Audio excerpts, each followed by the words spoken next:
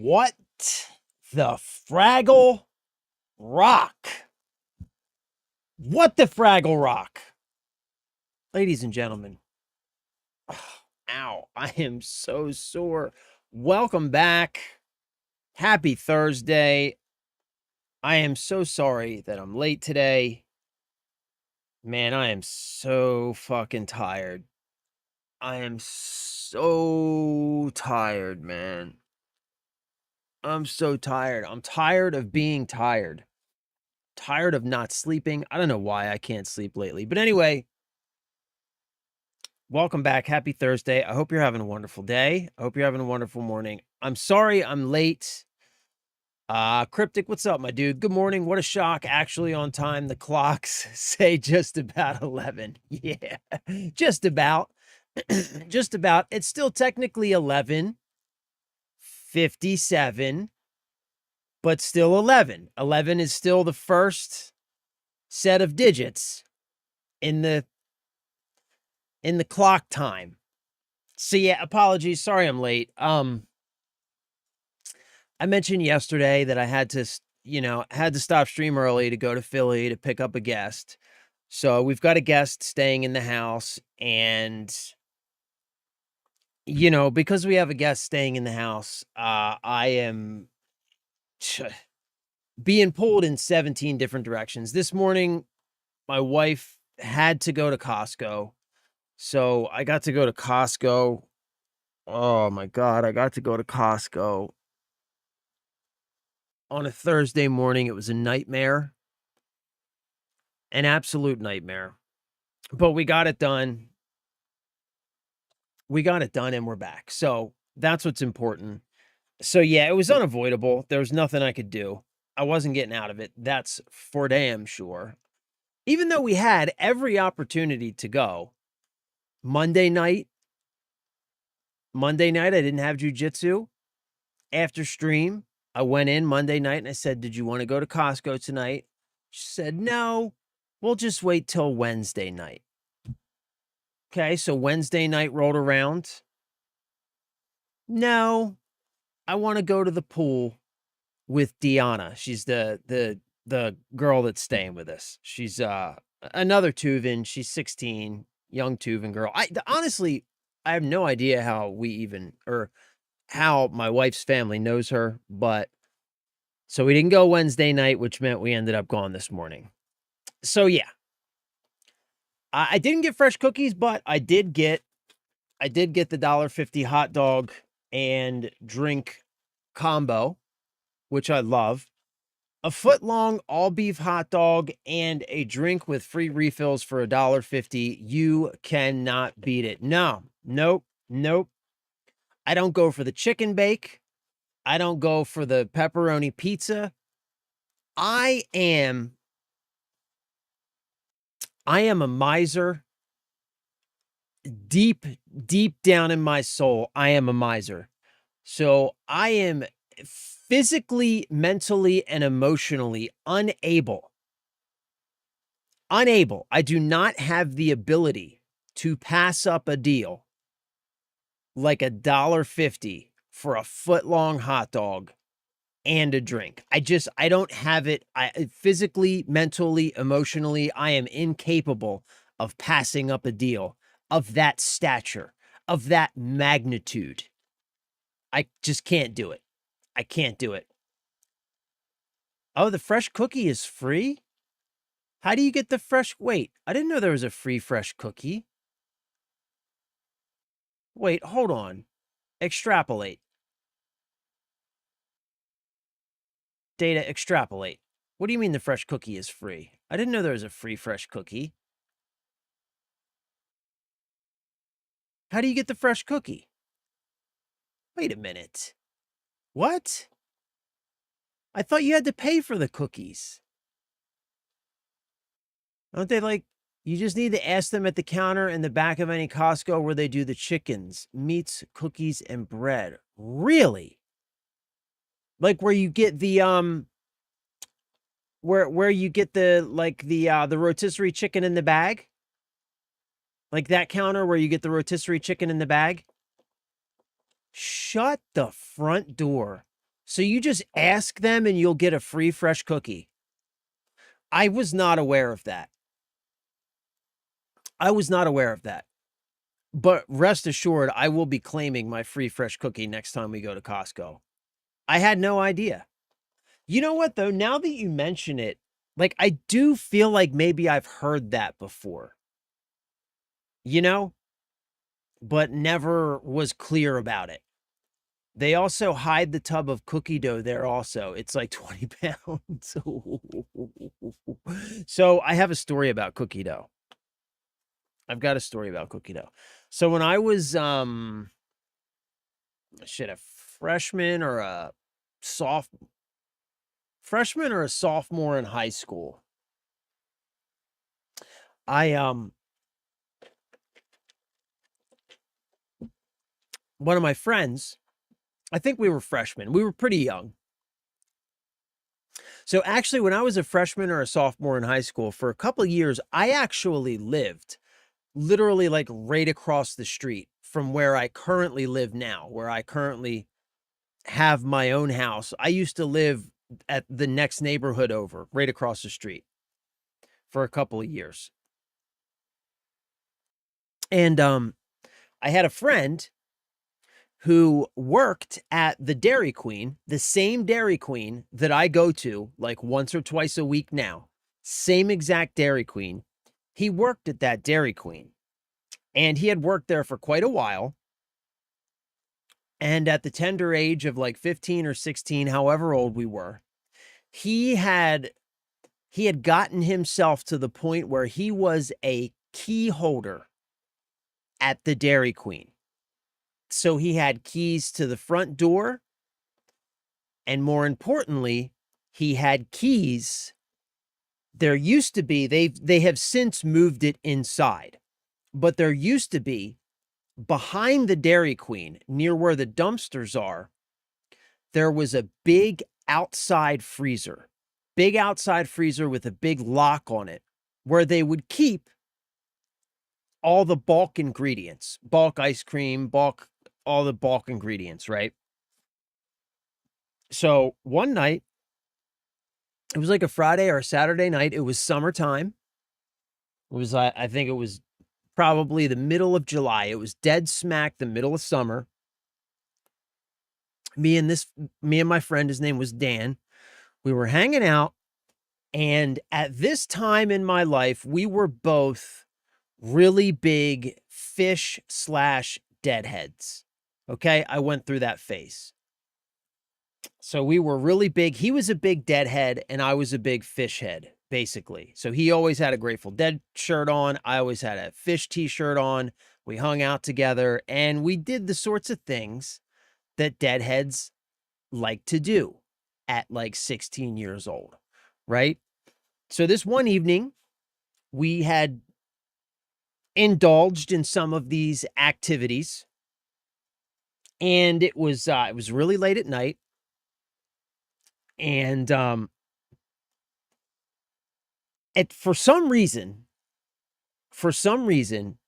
we started talking about ice cream. For some reason, I don't know why. And we started talking about ice cream, and eventually the conversation came around to the fact that Dan had the key to the Dairy Queen freezer.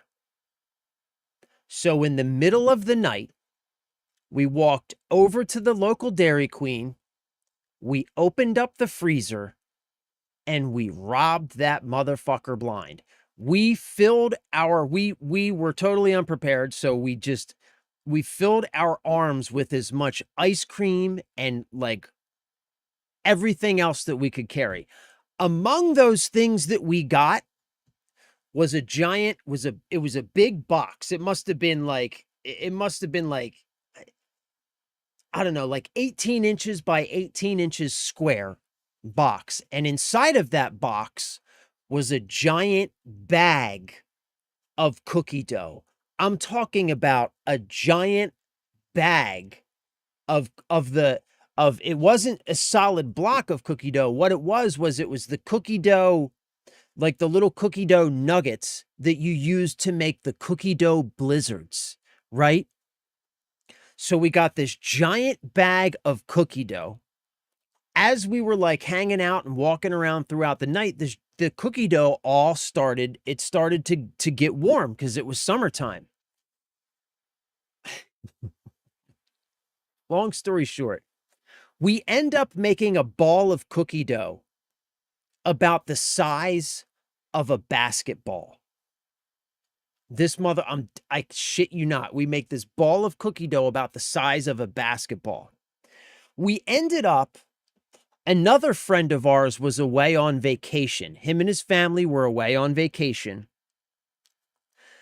But his family had a pool, and we knew how to get into his house because we would all sneak out and come over each other's houses all the time late at night. So we would leave our windows open. Our bedroom windows were always unlocked in case somebody came over, so they could open up the window and come in and get in as quick as they could. And like, you know, in case you were in the bathroom or something, you come back and your buddy would just be sitting on your bed or whatever, right? Totally like, normal teenage stuff.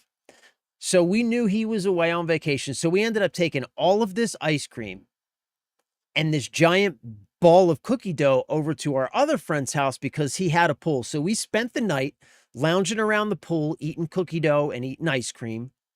And then at the end of the night, when we, decided to go our separate ways and go home, we still had this giant ball of cookie dough left because I shit you not, it was a basketball sized ball of cookie dough.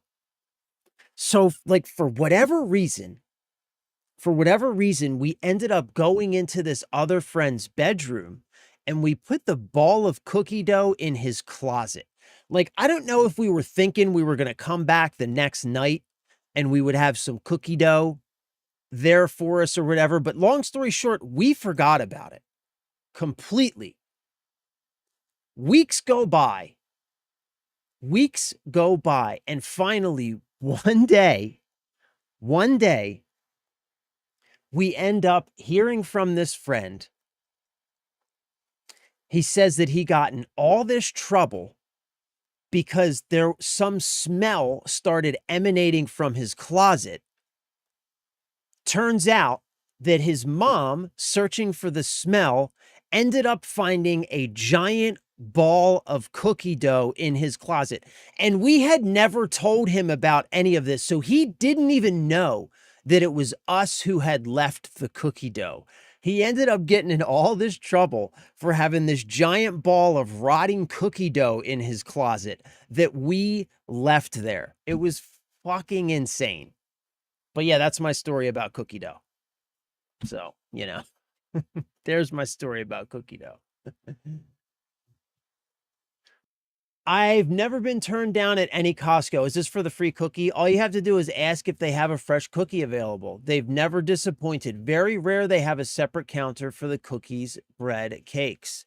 Yeah, I think it's the same counter in the Costco that I go to because like the rotisserie chickens and all the different meats, so like the steaks, the deli meat, like it all starts, and the bread are all kind of attached in one area. And it's one big long counter where it starts with like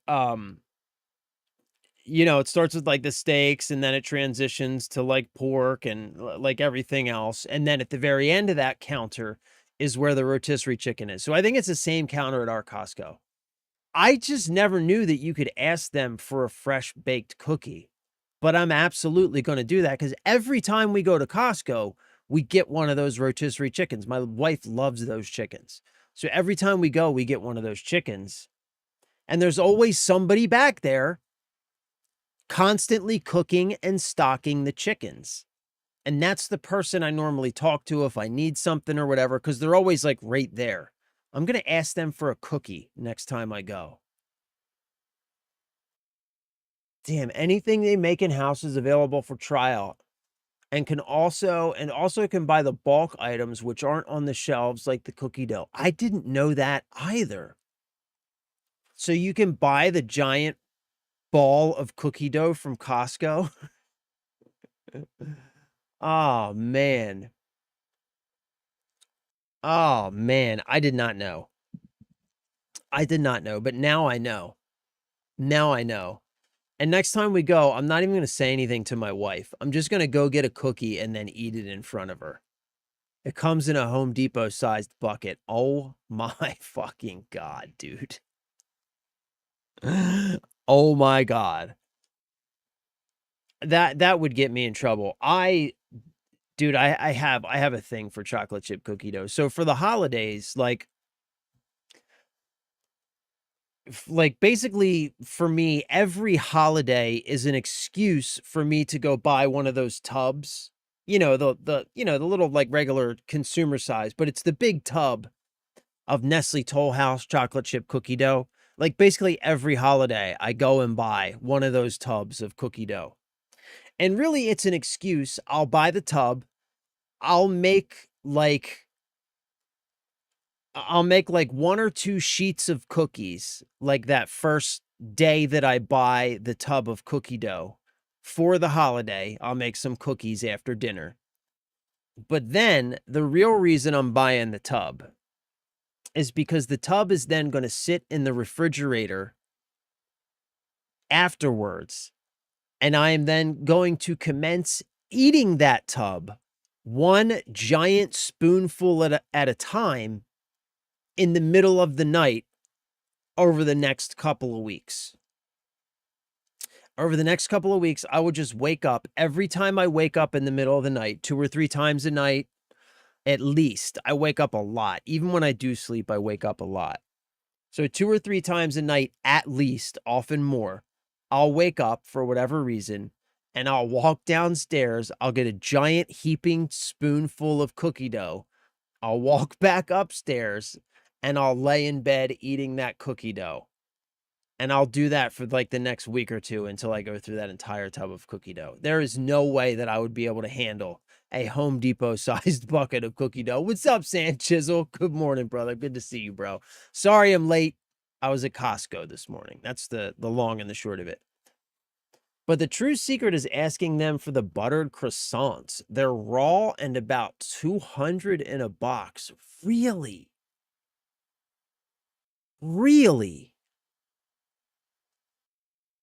Bro, you're spitting gold right now because my wife buys those croissants every time we go. Her family, as I've mentioned a million times, they're from Russia. And I guess being from Russia, like croissants are like a thing that they eat as a snack. So we always have like a big box of croissants, normally like from either the Acme bakery or the Costco bakery or whatever. But anytime we go to any store, they get a big, a big thing of fresh croissants. And there's always croissants in the kitchen because they eat them as a snack. I guess it's a thing. It's a thing in Russia, I guess. But yeah, I'm gonna have to let her know about that. Yeah, that's the one that she gets. It's like it's just a big thing. It's like a like 2 dozen or something in there, however many's in there. Damn. Yeah, my wife will be excited about that. The box of 200 croissants. Oh my god. Yeah, I had no idea.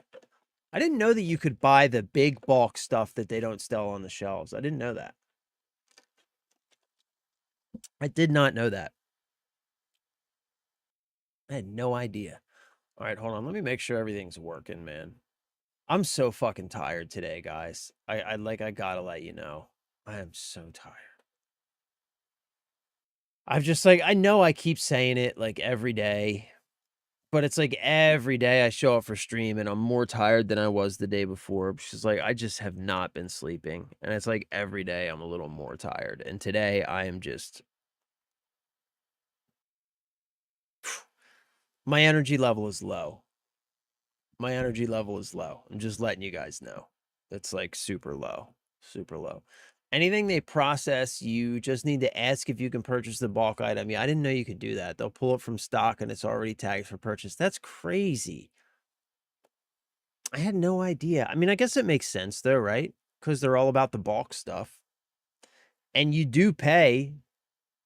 I mean, you do pay a fucking membership fee to be able to shop there. So it ought to come with some goddamn privileges, right? It ought to. Yeah, which reminds me, man, like, we showed up today. We showed up at 9:30 this morning. And I guess I wasn't aware of this. We have, like, I think the gold membership or whatever. It's like whatever the cheapest membership is. And, I didn't know this, but apparently the first, like, if it's like the first hour and a half or 2 hours when the store opens, only executive members are allowed to shop during that time. So until 10 o'clock, regular gold members aren't allowed in the store. So we showed up at 9:30 today and had to stand around for a fucking half hour while we waited for them to let us in the store. If you're really friendly with the counter person, sometimes can even get some ribs to eat while you shop. Damn, bro. You got Costco figured out, my dude. You got Costco figured out. I'm a Costco. Apparently I am like a Costco complete and total noob. Yeah, we got a BJ's. We've got a BJ's membership too, but we haven't shopped at BJ's much. The BJ's is much closer to us, but the BJ's doesn't have the stuff that my wife likes. And the BJ's doesn't sell diapers, the diapers that she wants, that she gets for the kid. They're like super cheap at Costco. So where do you get the ribs? The same counter? Is it the same counter where you get the ribs? That's crazy, man. That's crazy. That is crazy. I'm definitely getting some cookies next time I go in. I'm definitely getting some cookies next time I go in. All right, so yeah, guys, just heads up, man. I am like, I'm dying. I'm dying. Energy level's super low today. I'm gonna try my best to keep energy up, but just a heads up. I am like, as the week goes on, I'm getting progressively more tired. It's getting rough. So, I had a couple things that I wanted to mention today. I feel like I don't even have the energy to go over this, but I'm gonna mention it anyway. So, apparently we have found out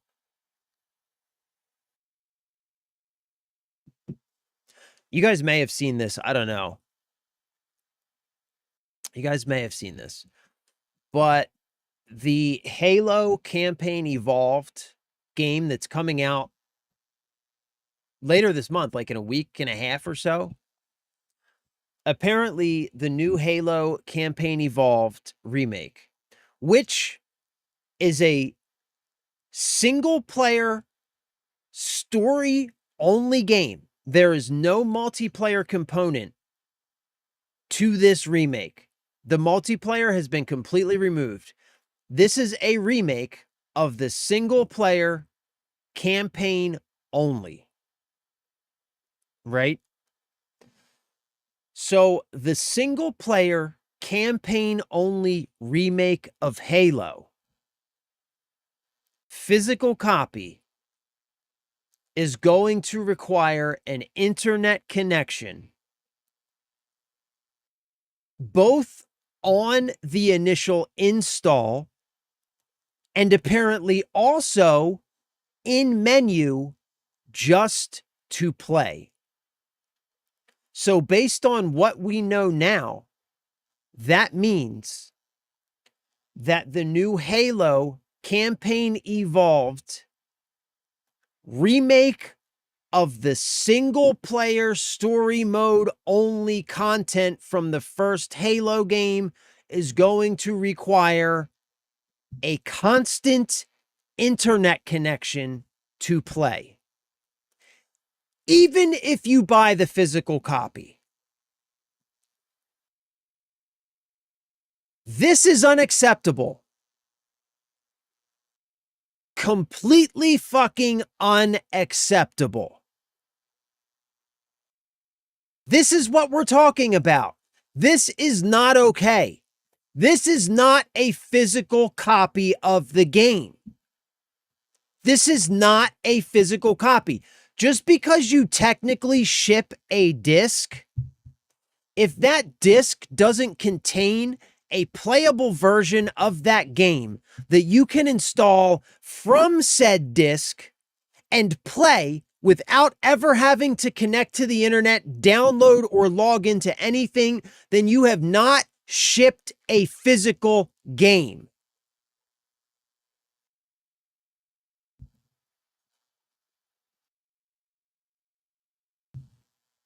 This is what we're upset about. Like this right here is what we're upset about. And look, man, for anybody who's fucking says, for any white knighting corporate sycophants who are going to raise their sweaty little mitt and say, but you can't fit a 150 gigabyte game on a single disc. You don't expect them to ship multiple discs, do you? Yes, I fucking do expect them to ship multiple discs. The Blu-rays that they stamp these games on costs these companies pennies. In the 1990s, we got Final Fantasy VIII on 4 discs for the original PlayStation. That game launched at the same price as every other game on that platform. Every other AAA game on that platform. 4 discs to include the entirety of that game. That's just an example. There were many games on the PS1, the PS2, the PS3, and even the PS4. Even my Xbox Series X. My copy of Red Dead Redemption 2 is multiple discs because the game doesn't fit on a single disc.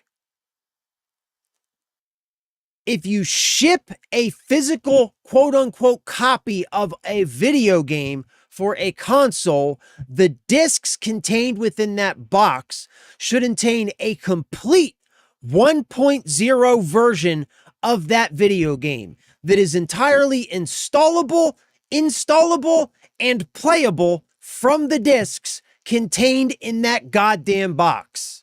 What's up, Six? Welcome, brother. Welcome back, dude. Happy Thursday. I hope you're having a good day, my dude. So, yeah. The Does It Play Twitter account, or the Does It Play X account, whatever the hell it's called. But yeah, the Does It Play Twitter account has confirmed that the quote-unquote physical release of the new Halo campaign Evolved, which again, to remind you, is a remake of the single-player campaign content only from the original Halo game. Those discs are not going to contain an entire copy of the game, and an internet connection is going to be required not only the first time you install that game, but also apparently in menu as well. So constant internet connection required for the quote unquote physical version of this single player game. Xbox, you ain't getting away with this shit just because everybody's mad at Sony right now. Fuck you too, Xbox. We're not taking this shit from you either. Console industry is in trouble, man. Console industry's in trouble. Look, I know that I'm a minority. I do. I know that I'm a minority. But I know that I'm not alone either. And I also know that though I may be a minority, I know that myself and the minority of my ilk, those of us like-minded individuals, like myself, old heads, right? who buy a console specifically for the ability to have physical games for that console. That's why I have a console. My console is for physical games because I cannot get those physical games for my computer. If I could, I wouldn't have it. I wouldn't have a console at all. My console is for physical games. And I know that I'm a minority, but I also know that I'm not alone. And most importantly, I know that those of us who are in that same camp who own a console because we can have physical games for that console, I also happen to know that we spend more money on video games than the general public and than probably most other demographics who own consoles. We spend the most. We buy the most games. We buy the special editions of games.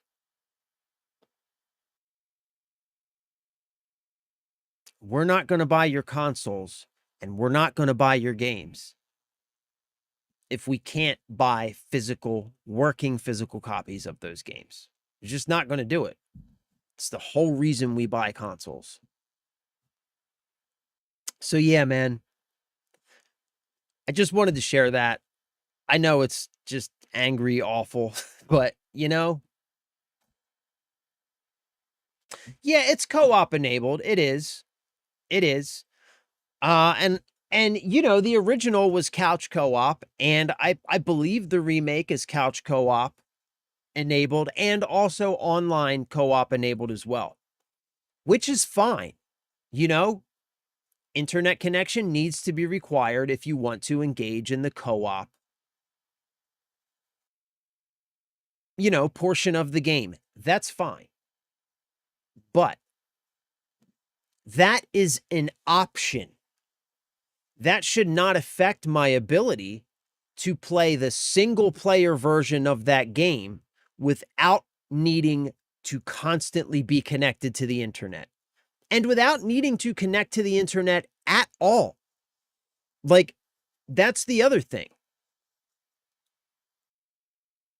The disc doesn't even ship with the game on it. The disc ships with a launcher that then connects to a distribution server and then downloads the actual game files from that server. That's unacceptable. Like I said, ship multiple discs. It's not that fucking hard. It's not a complicated problem to solve. You know, it's not a complex issue, complex mathematical equation that you need to solve here. Xbox, ship the goddamn game on the disc. Ship it on multiple discs if you have to. This isn't a physical copy. This is not how physical copies work. This is a worthless piece of plastic and a coaster is what this is. There's no point in me buying this because I was planning on buying the physical version for my Xbox, even though it's available on Game Pass. I almost said free. I pay for fucking Game Pass, so it's not free. But even though it's available on Game Pass, right? So I get access to it with my Game Pass subscription. I was going to play the Game Pass subscription on my PC for the channel, and then I was going to buy the disc version for my Xbox. I'm not going to do that now. There's no point. There's no point in me buying that. There's no point at all. Because without the game on that disc is worthless. It's worthless.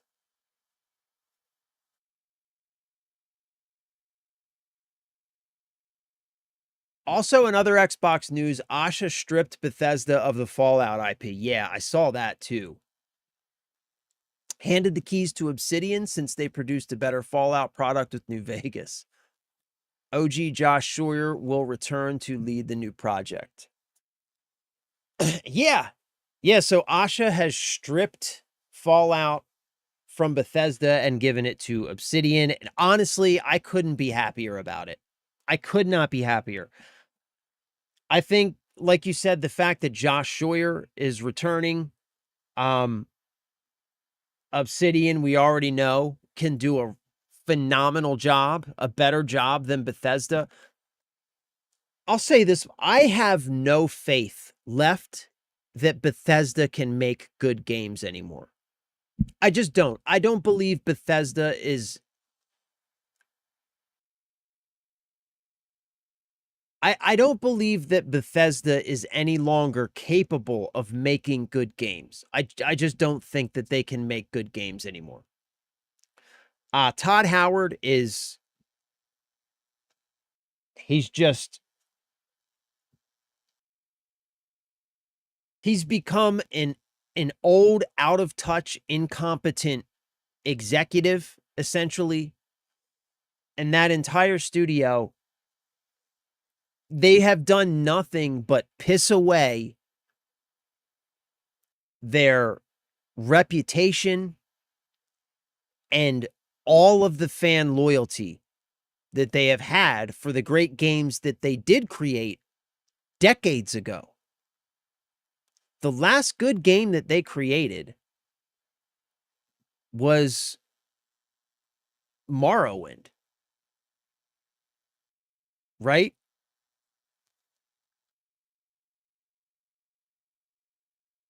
That was what? How many years ago?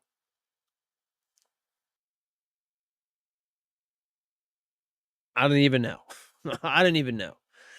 But yeah, man, I'm pretty excited about that. I think Obsidian's going to do a really good job. Honestly, I think that they should take I think they should take the Elder Scrolls away from them as well. I think they should take the Elder Scrolls away as well. Because let's think about it, right? Elder Scrolls 6. When that, like, remember when the first teaser came out? What was that, like 15 years ago that the first Elder Scrolls 6 teaser came out? Remember how excited everybody was? If they were to drop an Elder Scrolls 6 fucking gameplay teaser tomorrow, saying that the game was going to release in 18 months, do you think it would generate the kind of excitement that that first teaser generated 15 years ago? I don't. I think that at this point, it's been too long, and Bethesda has clearly demonstrated too much incompetence. I think that they missed their opportunity for the Elder Scrolls 6. I really do. And I think the final nail in that coffin was man, I'm sorry. I'm so tired. My head is just like my brain is not working. Crimson Desert. I think the final nail in that coffin was Crimson Desert. Jeff, what is up, my dude? Welcome back, brother. Happy Thursday, Jeff. Thank you for the bits. I love you. I appreciate you. It's good to see you, man. How you doing? What's good, my dude? What is good, my dude? Sorry I'm late. We had to go to Costco this morning. Also, I'm very, very tired. I know that I keep saying that. I'm sorry. I apologize. But I'm just letting you guys know that, like, I'm getting progressively more exhausted as the week goes on because I just haven't been sleeping. And so I'm having a hard time keeping myself on track. And I'm just letting you know why. So yeah, man, I think that, like, I think even Elder Scrolls 6, I think Bethesda has missed the window for that. Because too much time has gone by and they have demonstrated far too much incompetence for the Elder Scrolls 6 to really generate the kind of excitement that they would want it to generate. And I think that Crimson Desert was kind of the final nail in that coffin. Because we can only judge Bethesda by their work, right? We can only judge them by the things that they have produced. And apparently, the most advanced, biggest thing that they have ever produced was Starfield. Hold up Starfield against Crimson Desert. Do we really believe that Bethesda is capable of creating an open world Elder Scrolls game that is going to even be comparable to the scope and scale and complexity of Crimson Desert, let alone exceed that game? Do we really believe that the company that produced Starfield is going to create an open world game more impressive than Crimson Desert? I don't believe that for a second. What I think they're going to create Starfield in Tamriel. That's what they're going to create. And it just isn't good enough. Like Skyrim. What did I say? Morrowind? I meant to say Skyrim. I'm telling you, my brain's not working. Look at Skyrim, right? Look at Skyrim. Skyrim is a great game, and it was for its time. It was just a fantastic game. Incredible. Great open world. A great example of a really impressive open world game, but 20 years ago. You look at Skyrim now, and like, honestly, like, games have come a long way since then. Still a good game for the time that it was produced, but it's an incredibly simple game. The quests are incredibly simple. It's very fetch quest. Like, that's mostly its entire quest system is fetch quests, right? Like, it's a very simple game compared to the open world games that we get now. Starfield is like Skyrim in space with some extra steps. So I think they should strip away Elder Scrolls as well. I think they should give Elder Scrolls to like Pearl Abyss. You know what I'm saying? I think they should give Elder Scrolls to Pearl Abyss. I think them will be cooking, boys. They give Elder Scrolls to Pearl Abyss and we would be cooking, son. We would be cooking. Xbox, God, I need a fucking drink. Xbox disc. All right, yeah, Cryptic's got some more info. So Xbox disc for Halo will include 38 gigs of base files. But yes, additional needs to be downloaded. Yeah, and I think the game, hold on, I think the game is almost 150 gigs. We can look at it. I haven't installed it yet, but we can look at it.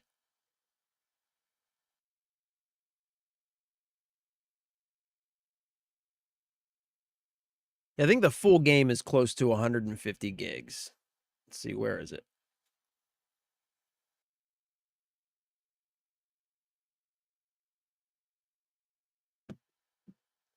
So I can oh, you know what? I don't know if the pre-install. Yeah, the pre-install is just a small launcher. I think the full game, though,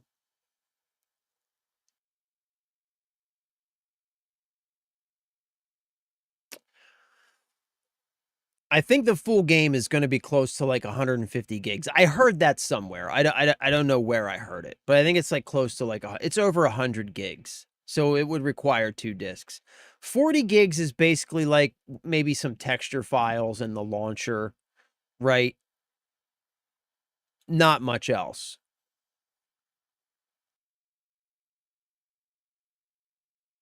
Let's go ahead and get that started since we're thinking about it. When's this come out, by the way? God, I'm so tired, guys. I'm sorry. I know I'm like all over the goddamn place. It's like the 28th or 29th. Right. It's right fucking here. Right in front of me. 11 days. So 13 days, really. Today's the 13th day. So yeah, I think it's like 150 gigs or something. So something like that. But yeah, so 40 gigs is like what? Some texture files, maybe. And the launcher, probably. Reminds me of the OG Halo 2 modding days of only playing modded DLC maps by slipping a card into the tray to slow down the disc to a stop to force only DLC modded maps. Was a good time. Oh, how simple things were back then, right? The PlayStation version will only include the activation key. Oh! Speaking of PlayStation, I got something else I want to talk about too. Sanchizzle says Bethesda is stuck in the past. I agree, dude. I agree, Sanchizzle. I do. I agree. And I think Todd Howard is like Bethesda is stuck 2 decades ago. Like their mindset, Bethesda still has the Skyrim mindset. They do. When it comes to approaching game development, Bethesda still has the Skyrim mindset. And you can see that in Starfield. You can see that in Starfield. They genuinely, remember when Starfield launched? They genuinely thought that they had something that was going to knock people's socks off. They thought they had something genuinely impressive with Starfield. Remember them talking about it? Talking about how it was the biggest thing that they've ever made, talking about how the advanced engine and like all of this stuff. They thought they had something truly impressive with Starfield. And then people got it in their hands and they were like, this doesn't belong next to other AAA games of this generation. This is a completely different quality level and not in the direction you want to see. Not like, holy shit, this sets a new bar like Crimson Desert did. Crimson Desert was an entirely different quality level over other current generation open world games. It raised the bar. Starfield was the exact opposite. It didn't even meet the bar. But Bethesda thought they had something truly impressive on their hands with that game. They were genuinely surprised. They didn't know what to do when that game flopped the way that it did. They were not expecting it. And that tells us everything that we need to know about Bethesda's mindset. Like you said, that's a really good way to put it, I think. They're stuck in the past. They're stuck in the past, and that's what I mean when I say that I just don't have the confidence that the current Bethesda is capable of making an open world experience, of making a modern open world experience that is on the level that it would need to be to deliver on the expectation that people have for the next Elder Scrolls game. You know what I mean? They just don't have it in them. They don't have it in them. And the fact that and the other thing about Bethesda that kind of tells you everything that you need to know about what they think of themselves is how long they've been working on the Elder Scrolls 6. That's unacceptable. over 15 years development. Shit, the development cycle for GTA 6 is unacceptable. I've got some thoughts on GTA 6 as well, man. I've been thinking a lot about GTA 6, and I got some thoughts on that as well. But that is unacceptable.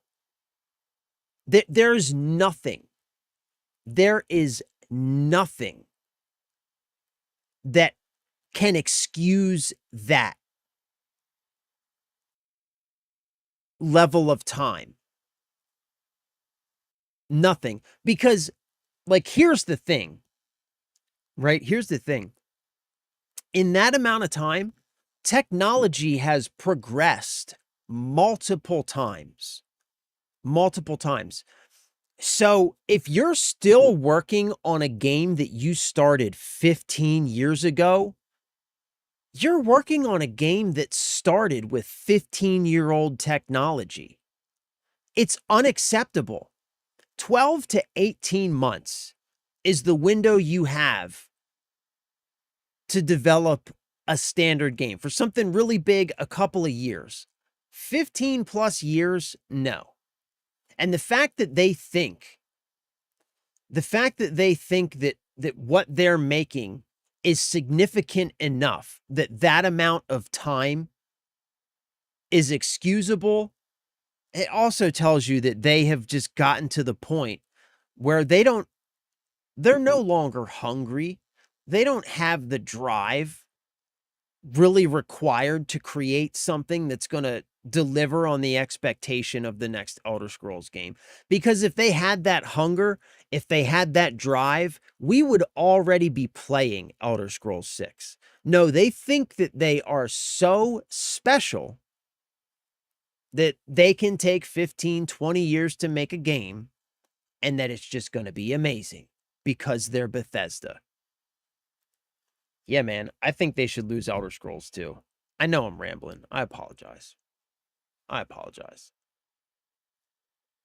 Yeah, Bug Thesda. That's true. That's true too. That's true too. I mean, that's one of the things they're best known for. One of the things they're best known for is their bugs. Starfield, yeah. Starfield was an empty mess, yep, which was completely saved by the modding community until they decided to set up the paid mod shop, which killed the game. Yeah. Yep. Yep. And like that's another thing that tells you a lot too, right? Like when the community needs to step in to save your game, and then when you come behind the community and then monetize the community's work, you put that work behind a paywall because you weren't capable of creating a game good enough to sell to people yourselves. So the community had to step in and save your game, and then you try and come behind them and monetize that behind a paywall is just like, what are we doing? What the fuck are we doing? That was my idea. 2028 announcement, Elder Scrolls 6 brought to you by Pearl Abyss, featuring Jan as your helping companion. You know what? I'll take it, man. I'll take it. Jan and all. Give it to Pearl Abyss.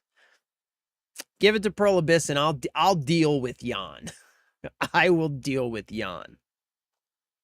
So yeah, I've got some thoughts on GTA 6 as well, man. And I'll make this really quick. I'll make this really quick. But I don't think GTA 6 is going to deliver. I just don't. I've been thinking about it, right? What I've been thinking about is I've been thinking, what would Grand Theft Auto 6 need to deliver, like technically, in terms of open world experience? Like, what would that game need to deliver to truly impress me enough to believe that it is worth all of the hype and the, you know, decade and a half long wait? Like, what would it need to deliver? Like, where does it need to push things in order to truly set the standard that people are expecting out of a Grand Theft Auto game? Because if you think about it, right? If you think about it, why does Grand Theft Auto have the reputation that it has? Well, it has that reputation because it has historically, it's been revolutionary. Grand Theft Auto 3 was the first time we got a fully immersive 3D sandbox that we could play in on a console. That was the first time that we got that. That is what made that game so impressive, was that they delivered a fully realized 3D sandbox for players to play around in. That was groundbreaking, right? And then GTA 4. GTA 4 took that sandbox and, like, essentially made it hyper realistic for the time. Made it feel hyper realistic. Like, graphically, that game was incredibly impressive, and it had that sandbox. So again, it was revolutionary. It took that sandbox and it added a level of realism that was incredibly impressive, technically, at the time. And then we get San Andreas, right?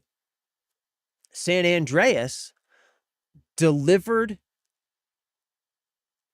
a fully realized, immersive world. Game felt huge. It had, like, different biomes.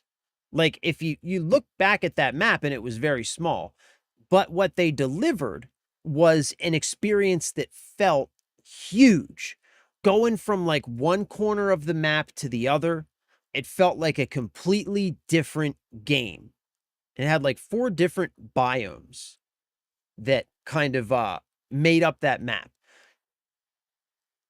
And the way that it was laid out and the way that the roads twisted around and stuff, it felt like a huge immersive world, which was, again, revolutionary. It felt like nothing we had ever experienced before, right? And then came GTA 5, which took the idea of what San Andreas made GTA feel like, and it actually delivered on it. It just delivered a huge world. That was what was impressive about GTA 5, is that for the time, that map was fucking huge. For the time, that map was gigantic, right?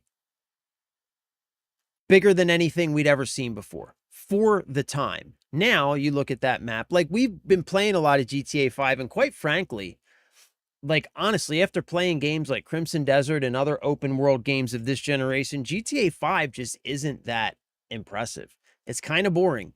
Like, the world is kind of just feels kind of flat, right? Um, there isn't a lot you can really do in that game. Like, there's, like, side activities and stuff, but everything is very gamified. It's very rigid. And the world itself, aside from the wanted level, doesn't really react to the character at all. It isn't alive in any way. It's just big. But for the time, again, it was huge, you know? And so it was revolutionary because of its scale. So the reason GTA has its reputation is because it has always delivered something that pushed that idea of the open world sandbox forward into new territory. So what would GTA 6 need to deliver in order to live up to the hype? Well, it needs to deliver that.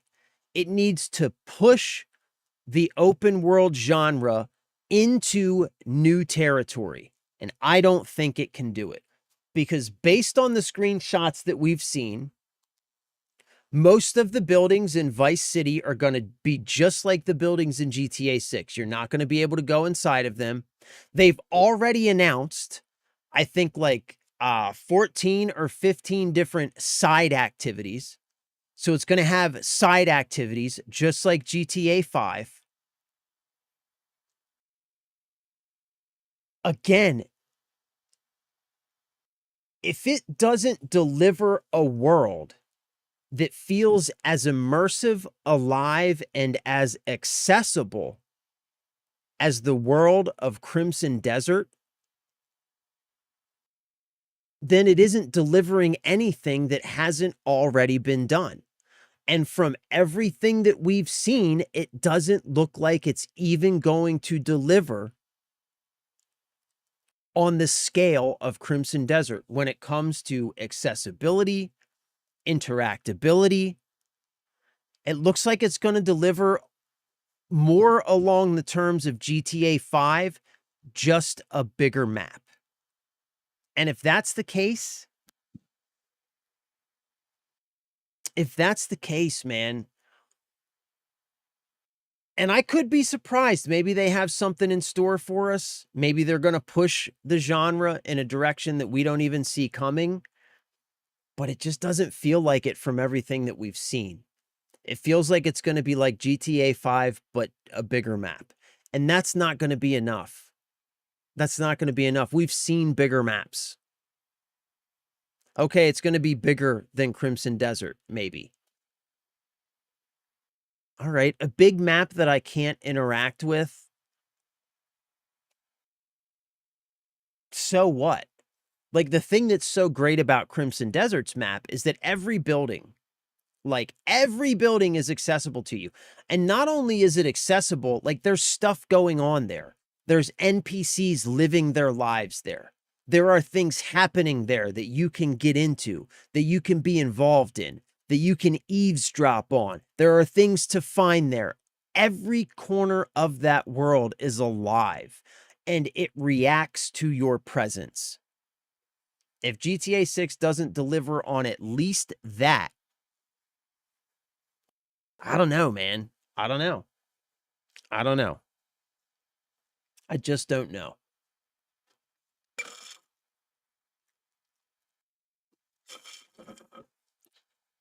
Oh my God, I'm running my mouth so much, my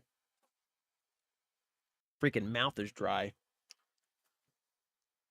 So, we're going to jump into game here. We're going to jump into game, but so I'm sure you've seen this.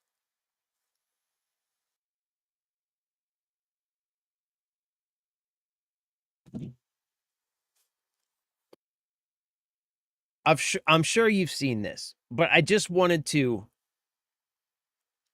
bring attention to it because this is why when everybody argues in the comments, when all of the white knighting corporate sycophants argue that digital is the future, it's easier, it's more convenient, blah, blah, blah, blah. When they call me an unk, when they tell me to stop living in the past, this is why. This is why we're fighting for physical games. Because we aren't fighting for plastic discs. We're fighting for ownership of the property that you pay for, whether that property exists in the physical world or as bits on a hard drive. That is still your property. And this is what we're fighting for. So this gentleman here, Microsoft deleted my account and OneDrive after acknowledging that I'm the owner of the account and that it was compromised. 25 years worth of data, personal pictures, pictures of his baby, and thousands of dollars worth of purchases gone because his account was hacked and Microsoft wasn't capable of recovering it for him. Even though they acknowledged that he was the owner of the account and therefore the owner of all of the data on that account, rather than do the legwork of recovering that account for its rightful owner, they simply deleted it. All of those digital purchases that were so convenient, gone. Thousands of dollars, gone. Pictures of your family, gone. Personal information, gone. All of it, gone. This is the future that we are racing towards if we embrace all digital distribution with absolutely no accountability or consumer protections in place. And right now, we have zero consumer protections in place when it comes to digital distribution and digital quote unquote ownership. There's no such thing as digital ownership in the current landscape. So this is what we're fighting for. And on the other hand, for those of you arguing that we need to stop living in the past, embrace the future, this is what you're advocating for. This is what you're advocating for. This is what you're consenting to. This is the shaft that you are choking yourself on. This right here. Just wanted to bring this up. I'm sure you've seen it. Oh, it gets better. Did you see the other guy who sued them? No. Oh, no. Sent 12 lawyers to fight him and he won. Received his full library back and $400. That's awesome. So this one I'm showing is the second mainstream time they've been called out. So the first guy sued and got all of his shit back. I mean, first off, that's great. I'm really glad to hear that. But like the fact that it you know what I mean? The fact that it had to come to that, the fact that this guy had to go through the experience, you know, of not only dragging them, but himself through the court systems. You know what I mean? Like, that shouldn't be necessary. And if we had consumer protections in place, it wouldn't be necessary. You know what I mean? Was in Brazil. Okay. Yeah, like I think that's awesome. I love that. I'm so glad that that guy won and was able to do that. But like, imagine somebody who doesn't have the money for 12 lawyers. You know? Imagine somebody who doesn't have the resources to fight a company like Microsoft in court. Because that takes significant resources, know-how, time, money, you know, all that stuff. And there are thousands of people, probably every month at least. There are thousands of people out there that this happens to all of the time and who just simply don't have the resources or know-how to do anything about it, who don't have a post that goes viral, don't have the money or the even know-how to hire lawyers, who just lose all of their data. Thousands of people out there. Thousands. Yeah, like if you win, they'll pay your legal fees after you win, but you have to win first, is, you know what I mean? That's kind of the point I'm making. You got to win first, which takes a lot. And if we had consumer protections, that wouldn't be necessary, is what I'm saying. You know what I mean? That wouldn't be necessary. Yeah, I'm sure it's down here. Yeah, here it is. Sue them like the Brazilian guy. Yeah, here it is. Yep, Xbox did that to me. Oh, 6. Okay, wait. So Xbox did that to me. I had a 7-year account full of games that I paid for. One day I go to log in to play my game and they tell me I have to verify my account because there's suspicious activity. And I've never been able to get back into my account. That's why I'm on PlayStation Now currently. Fucking wow, dude. See that? Cryptic? We've got 6 right here in chat. A 7-year account he lost access to. A 7-year-old account. Purchases, personal information, data, everything gone. And that's because like, you know, man, like ever since you mentioned that, Cryptic, like, I'm really glad you mentioned that, dude, because I have really been going out of my way now whenever I talk about this to be really clear about what it is that like we're actually advocating for. Like ever since you brought that up, man, I've really been going out of my way, like when responding to people in comments and everything. I've really been going out of my way to be very clear about the fact that what this is about is consumer protection, consumer property rights, and protections that govern those rights around our digital purchases. I've been making a real like conscious effort to be clear about that.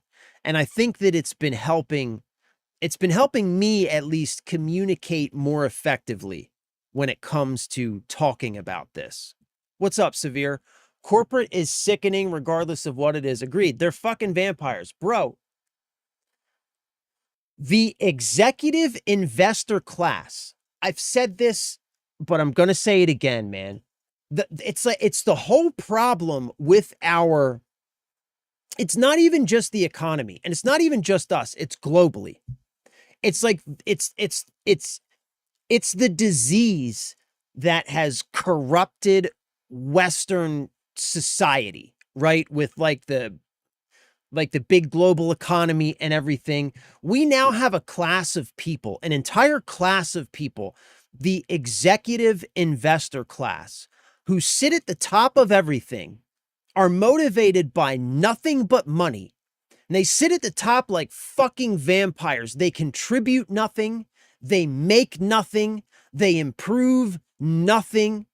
They give absolutely nothing to society.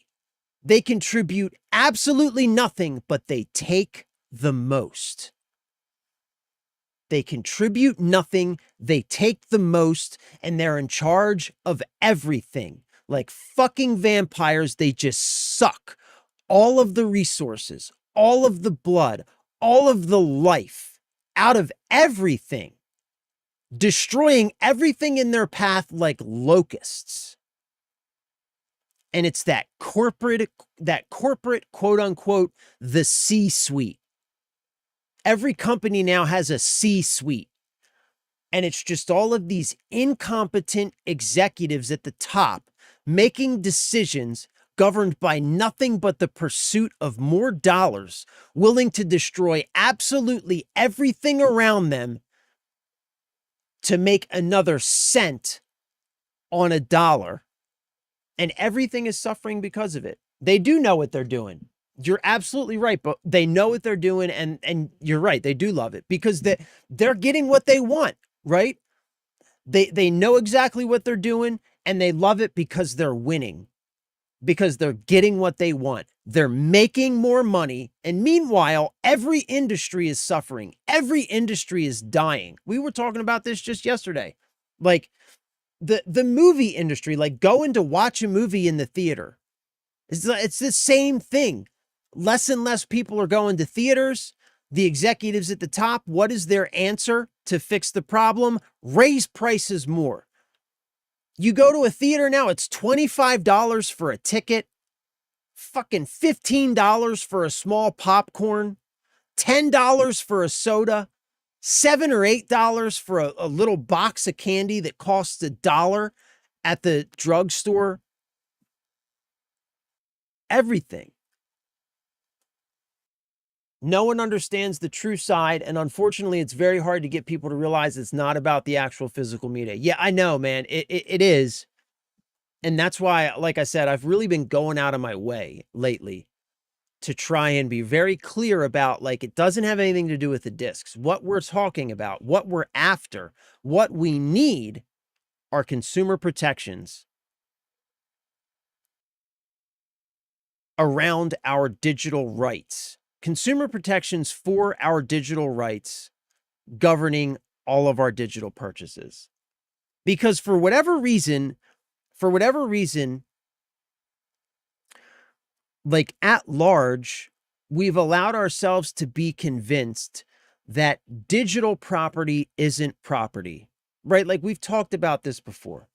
Like if I went to the grocery store and I bought a steak, I came home and I put that steak on my counter and I was going to cook it later on, you know, I put some salt, I put some pepper on it, and I'm going to let it sit there for an hour and let the salt soak in and you know, moisten up and do everything right. And 15 minutes later, the grocery store sends somebody to my house to come take that steak back because they no longer support that steak. we no longer support this stake. We're no longer issuing any updates and we're taking the servers offline. And so we need to take this back. Like, you wouldn't accept that. It's ridiculous, right? But for some reason, we've allowed ourselves to be convinced that when it comes to digital property, that's somehow okay. And it's just like, I don't know how that happened, but it happened. It's about the actual ownership. Exactly. Just like you own anything else that you pay money for.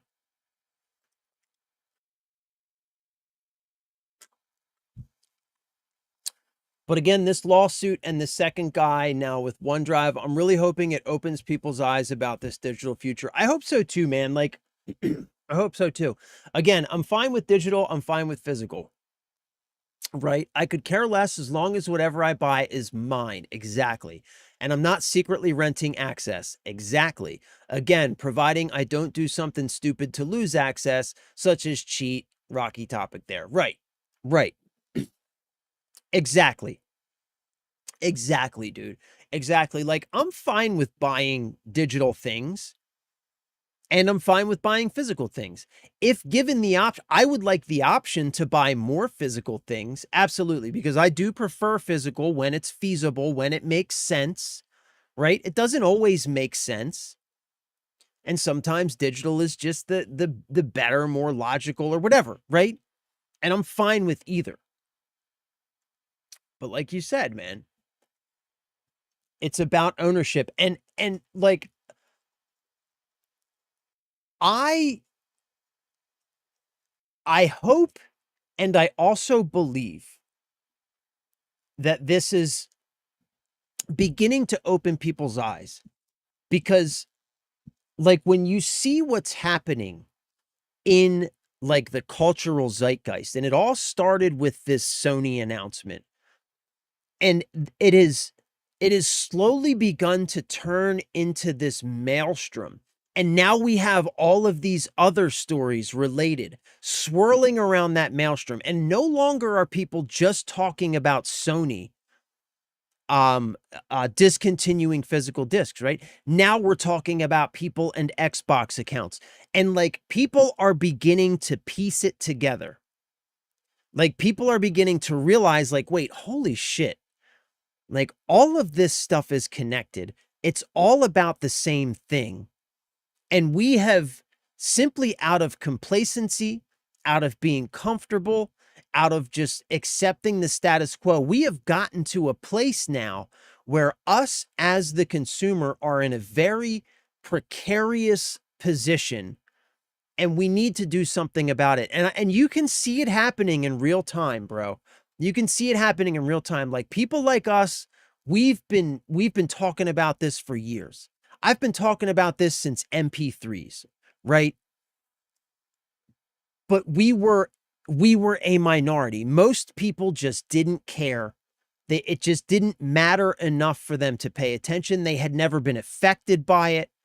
And you can't, like, it's hard to convince somebody, like, when people are like, they're just out there, they're trying to pay their bills, right? Like, they're trying to make life work. They're trying to keep a roof over their heads. They're trying to keep their families fed. And they buy games and movies and stuff. Like, they just want to relax and enjoy themselves for a little while, right? So it's hard to, like, it's hard to approach that person and to get them worked up over the hypothetical. You know, like, oh, you know, that movie you just bought, you could lose access to it. They're like, motherfucker, I don't have time for this. I've got like 90 minutes to myself that I'm going to use to watch this movie. And then when that 90 minutes is over, I got to get back to, you know, working on the house. I got to go back to work. I got to, you know what I mean? Like, they don't have fucking time for this shit. Right. So it's totally understandable. And it's hard to convince that person with like the hypothetical maybes. But now this Sony thing has like kicked off this maelstrom that is now pulling all of those people in. And now it's been long enough that a lot of those people may have an experience, or know somebody that lost access to a movie or a game that they bought, right? And so enough people either have an experience or are like tangential to somebody that something happened to, or they heard about like their friend who lost their entire music library when this music service shut down. Like there's enough of that stuff out there where people are starting to like see all this and they're like, wait a minute, hold on. This is kind of fucked. And it's happening in real time, man. And I have a lot of hope if we just keep fucking driving the point home, dude. Keep talking about it, right? Keep being loud about it. We might be at that breaking point where we're actually going to see some changes start to take place. It's sad. I'm just trying to enjoy life, but you can't when you know they own you. Yeah, bro. Exactly. Exactly. And that's exactly the point I was just making, right? Like we're all out here just trying to survive. Like we don't want to have to be like fighting over this stupid shit, but we have to. Because like you said, if we don't, they're just going to keep taking and taking and taking and taking. And they're going to take more and more from you. And they're going to own more and more of your life. And you're going to have more and more restrictions. And so here we are. I also feel if I choose to mod/cheat in single player solo or only in private games with invite only players for a new experience of the game, that shouldn't be punishable. I agree. Which is why it's important that those single player experiences support offline access so that you can install those mods and run cheats or do whatever you want. Give yourself God mode in a single player experience simply because you want to dick around and have fun. But you can do it offline. It's safe. You're not affecting anybody else. And it's another great reason why offline access is so important.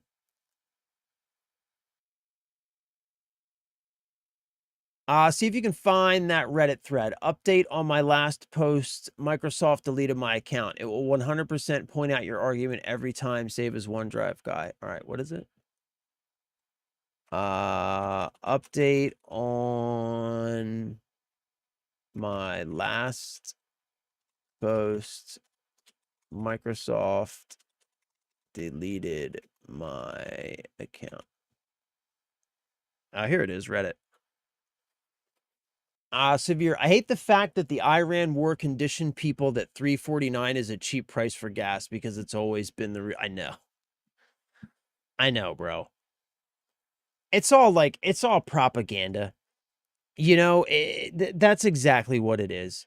Like when we've gotten to a point where $3.50 for a gallon of gas is considered a good price for a gallon of gas. Like how the fuck did we get here, man?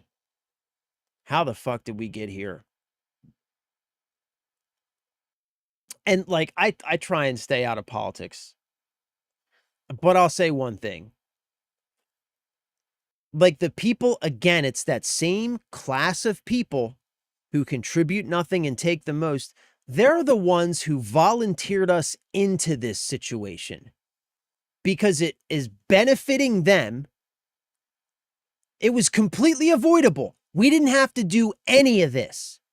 We could have just fucking stayed out of this shit and we'd be paying $2 a gallon right now. Maybe even less. Didn't it get down to like, I know that it got down to around $2 at one point within like the last 18 months. I remember it before all this shit happened. Before this shit happened last summer. Remember? It got down really low to like $2 and something right before the first time they went in there last summer. And all of this, all that we had to do was not do it. And that's what everybody, all of the normal people said. We don't want to do this. But it's the fucking vampires at the top. We're like, nah, we're going to volunteer ourselves and we're going to go do this and volunteer you for higher gas prices and everything else that comes with it because it benefits us. About physical games, they deteriorate, and I always have physical, rarely digital. Hence, I sold my Xbox One because I hated downloading games just to play them. That's like, bro, like I've got a PC, right? I do the bulk of my gaming on PC, but I have my Xbox Series X. I've got my Nintendo Switch, right? Like I have consoles specifically because I like to have physical games for those consoles. All of the console games that I own are physical. And that's why I like to have consoles, because I like to have physical games, right? Like, it's just, like I'm okay with digital. I'm okay with digital, but like some games, maybe it's special to you for whatever reason. It has it has some significance to you, or it's a game that you just are really, it's an IP that you really enjoy, or like whatever, like for whatever reason, like maybe I want to have a physical copy of that for my Xbox so I can keep it, and I don't, like you said, I don't have to go download it every time I want to play it. I've got it on a disc, right? Like, that, like, that's the thing, dude. I was talking about this yesterday. Like that's one thing that I'll give Nintendo. One thing I'll give Nintendo, as of this current console generation, like I've got a couple Xbox games that are actually the entire games on the disc. But most of them, it's just an installer on the disc, which again, it's not a physical copy. Like Nintendo is the last place where you can go that you can get an entire game experience on a physical piece of media. That, like, I can have my Nintendo Switch disconnected from the network and I can put one of my Nintendo Switch games in and it will just play that game off the cartridge. No problem. Right? Like if I have it connected to the internet or whatever, it's probably going to prompt me to update it, but just don't connect to the internet and I can put my Nintendo Switch games in and I can play those games right off the cartridge. And it's like the last place that you can do that, man. And like I was saying this the other day, for all of Nintendo's faults, as long as they continue to deliver on that, I will continue to support them. I'll continue to support them. We deserve to own everything and be happy. You're goddamn right. The exact opposite of what they want because of money. Money leads to corruption. It sure the hell does, bro. It sure the hell does. Like we were just saying, that pursuit of money leads to that corporate, that executive investor class of people who are motivated by nothing but money. And it leads to corruption at the highest levels that leads to suffering for normal people like us who, like, I'm not motivated by money. I just want to be happy. I want to have, here's what I want. I want to be able to know that my family is safe. I want them to have all of the things that they need and some of the things that they want. That's it. That's all. If my family is safe, they have everything that they need and just some stuff that they want just to make them happy, I'm good. I don't need anything else, But we're getting to the point where that, even just that, is becoming harder and harder. I use YouTube Music, but I have CDs as well. Yeah, I do too. Like I use digital music services, but I also have a record collection. You know what I mean? Like exactly. Like digital's fine, but some stuff I want to keep. I want to have just for me to have it. Just in case, like I don't have internet access. Maybe I don't want to be connected to the internet. Maybe it's a Sunday and I just want to unplug from the internet. just want to step back from it because I'm on the internet all the time. I'm streaming, I'm on social media, I'm doing that. You know what I mean? Like maybe I just want to take a day and I want to spend some time with my family. You know, I want to put the phone down, I want to put the tablet down, and maybe I want to just put a record on and I want to listen to some Elvis. You know, like, yeah, unfortunately, propaganda's everywhere, bro. What's up, Phantom? Welcome back, brother. Good to see you. Happy Thursday. So in PC, you can buy DRM-free games and burn it onto a DVD or CD. Yep. Yeah, GOG, good old games. I'm a huge advocate, bro. Right here. Right here. Boom. This, I'll tell you what, man.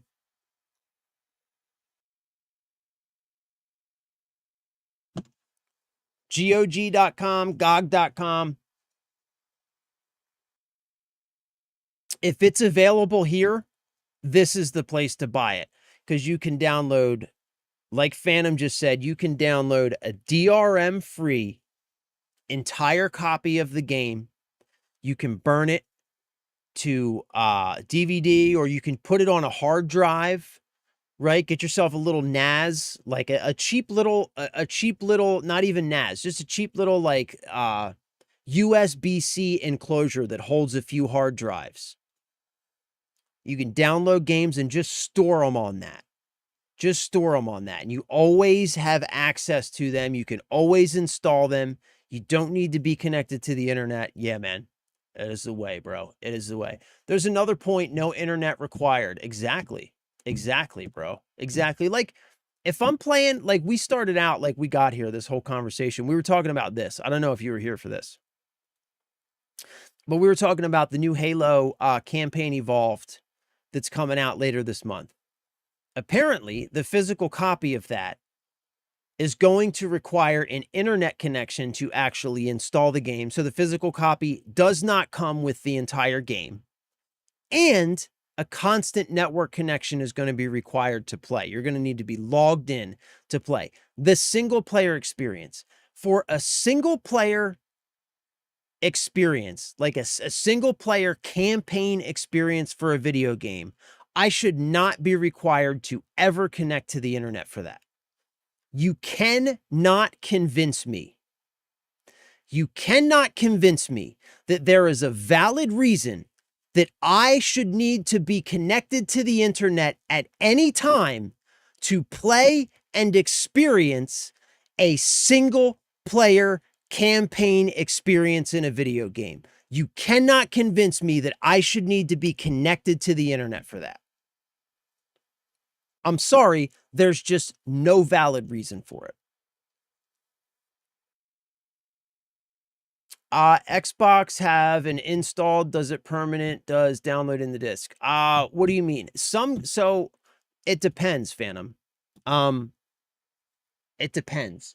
Like a lot of games nowadays, even when you install them on your Xbox, especially digital games, because they require licensing, will also require an internet connection to play them. A lot of games. There are some games that you can buy on disc, like my copy of Red Dead Redemption 2. I can install that game to my Xbox. If I disconnect my Xbox from the network, I can install that game from the disc and play the 1.0 version of that game. So there are still some games out there, but they're becoming fewer and fewer, especially with the consoles. The only argument I can come up with of where digital would be better than physical is Need for Speed Carbon. That's a very specific argument, Cryptic.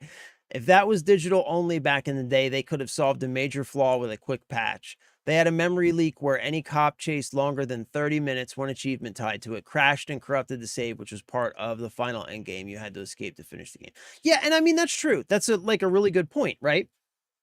That was one of the that was like one of the weaknesses back in the day with when games shipped on physical media and we didn't have the ability to patch them, right? Was that sometimes they could ship with like fatal bugs that may trigger in very specific circumstances, and we didn't have the ability to patch out those bugs. But because we now have the internet and every device is connected, the ability to apply patches does not preclude the ability to have fully playable offline installations. Like, you can have both. You can have a game that ships with a 1.0 playable version on disk. And then you can also, if you have that game and you have that version installed, but you know there is a bug that either is affecting you, is going to affect you, or that you just know there's a patch for and you want it patched out, you have the ability to connect to the internet and go ahead and patch that bug. But like, they're not mutually exclusive, you know, like both of those things can work together. Cham Umar, what's up, Cham? Welcome. Good to have you. Happy Thursday. Glad to see you. Love you. Appreciate you. Thanks for being here. It's funny because I bought an account with COD Black Ops 6. I'm regretting that decision. Yeah, bro. I don't blame you. Furthermore, our enemy is DRM. Physical media was destined to die. Yeah, it's about, yes. So I'm going to expand on this a little bit. Absolutely. What this conversation is really about, what it is really about is consumer property rights and the protection of those rights, right? We need consumer protections when it comes to the rights around our digital property. Just like we have consumer protections for the physical things that we purchase, like if you purchase a bicycle from Walmart, you've paid for that bicycle, you have your receipt, that bicycle is yours. Walmart can't come and steal that bicycle out of your driveway because they're no longer supporting that bicycle, right? You have rights and protections around that purchase. What we should have, what we deserve, what we already inherently have but are not being enforced, are the same rights around our digital purchases and our digital property. And I would say, I would take the DRM comment, I would take even further. I've said this before, but I'm going to say it again.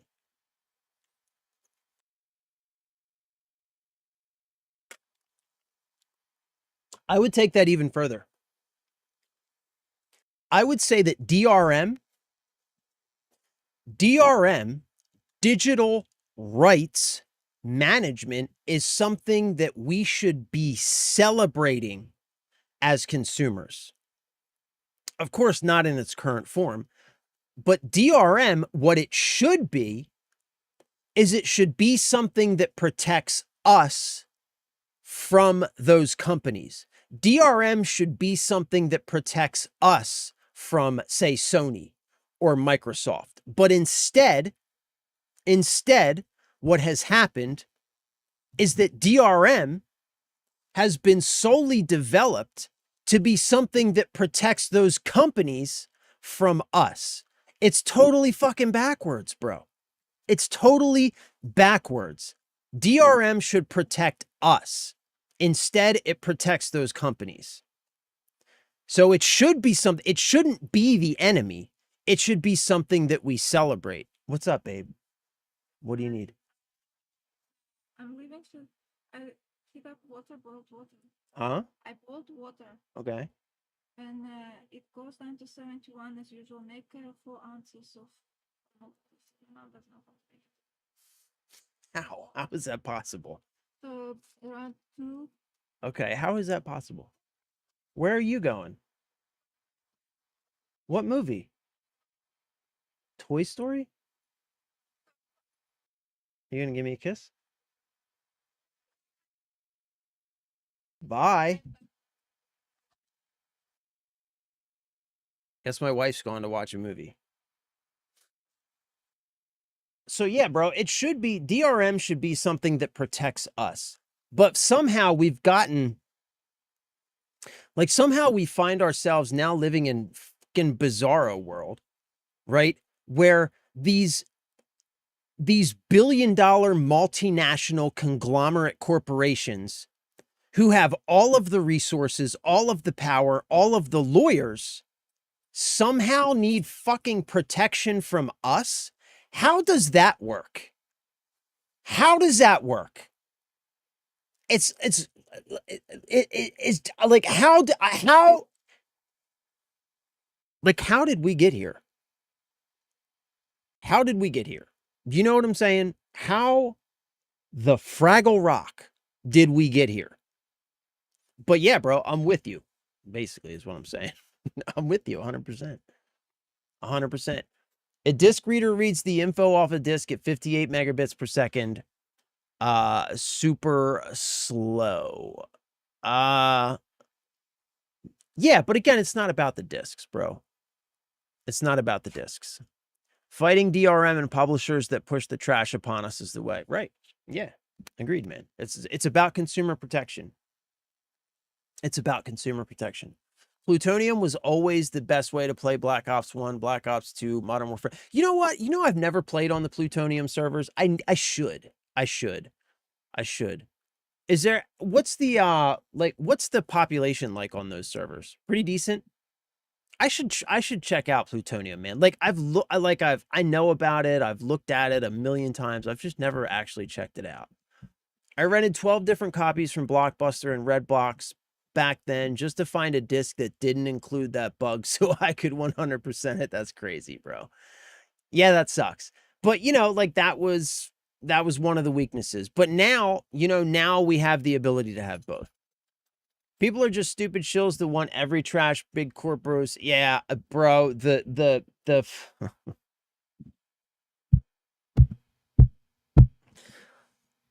white knighting, the corporate white knighting that I get in the comments of some of my videos, man. Like people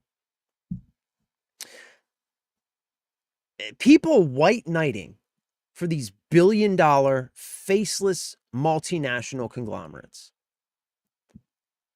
arguing against their own better interest in defense of some billion-dollar company that doesn't give a shit about them. Like, I don't understand like where this mindset comes from.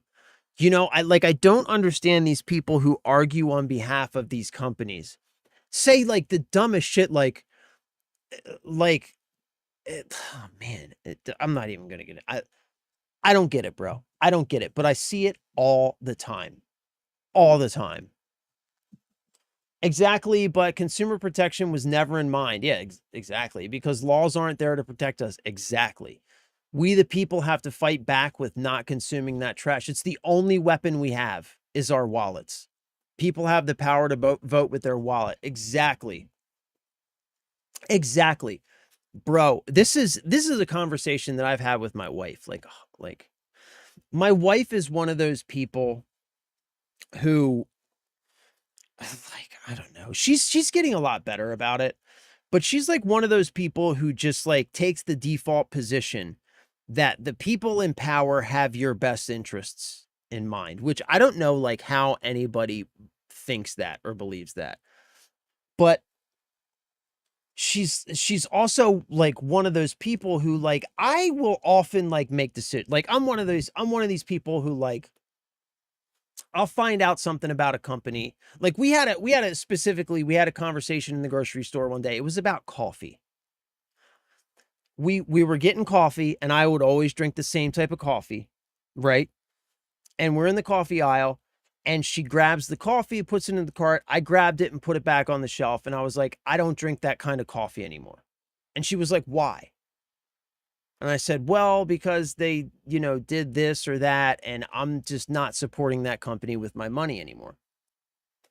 And like, she said to me, she was like, why? Like, do you think they care that you're not buying their coffee? If it's the coffee that you enjoy, just get it. It's not going to make a difference. And like, I fundamentally disagree. Like, even though I am only one person, when I'm standing in that grocery store or talking about Sony or whatever, when I'm on the internet or I'm in that grocery store, even though I am only one person, I know that I am not alone. I know that I'm not alone. I know that I'm not the only one paying attention. And what I also know, and what I have to believe, or else I'll lose my mind, is that my greatest weapon, because the only thing that these people care about, the only thing that this vampire executive class sitting at the top of everything cares about, because the only thing they care about is money, my greatest weapon is my ability to decide where my money goes. It's the greatest weapon I have, is it's the only thing they care about, which means it's the only thing I have to fight back. So I firmly agree. Vote with your wallet. Don't ever feel like you're just one person. Don't ever feel like the decisions that you make don't matter, because it's that mindset that has gotten us to the point that we are now. It's that mindset that, like, just going with the status quo because you feel like you don't have any other alternative, that has gotten us to the point that we are now. But what we have now that we didn't have before is we have the internet. We have the ability to communicate with each other at scale, instantaneously. Right? Like, not only can we communicate with each other more effectively than we ever could in bigger groups than ever, we can do it instantly. We can have real-time one-on-one conversations like we're having right now, right? And so we can use all of these tools to organize, to make a difference, to vote with our wallet, and to know that now when I vote, I am voting with hundreds of thousands of other people, because I've talked to them, right? I've talked to them in the comment sections. I've talked to them on stream, right? Like, I've communicated with people who understand the exact same things. And we are now standing together. And it's the only, like you said, man, it's the only thing we have to make a difference. And it's what they care about. GOG is greater than Steam every day of the week. Agreed. Yeah, I don't give Steam a pass, right? Like, that's another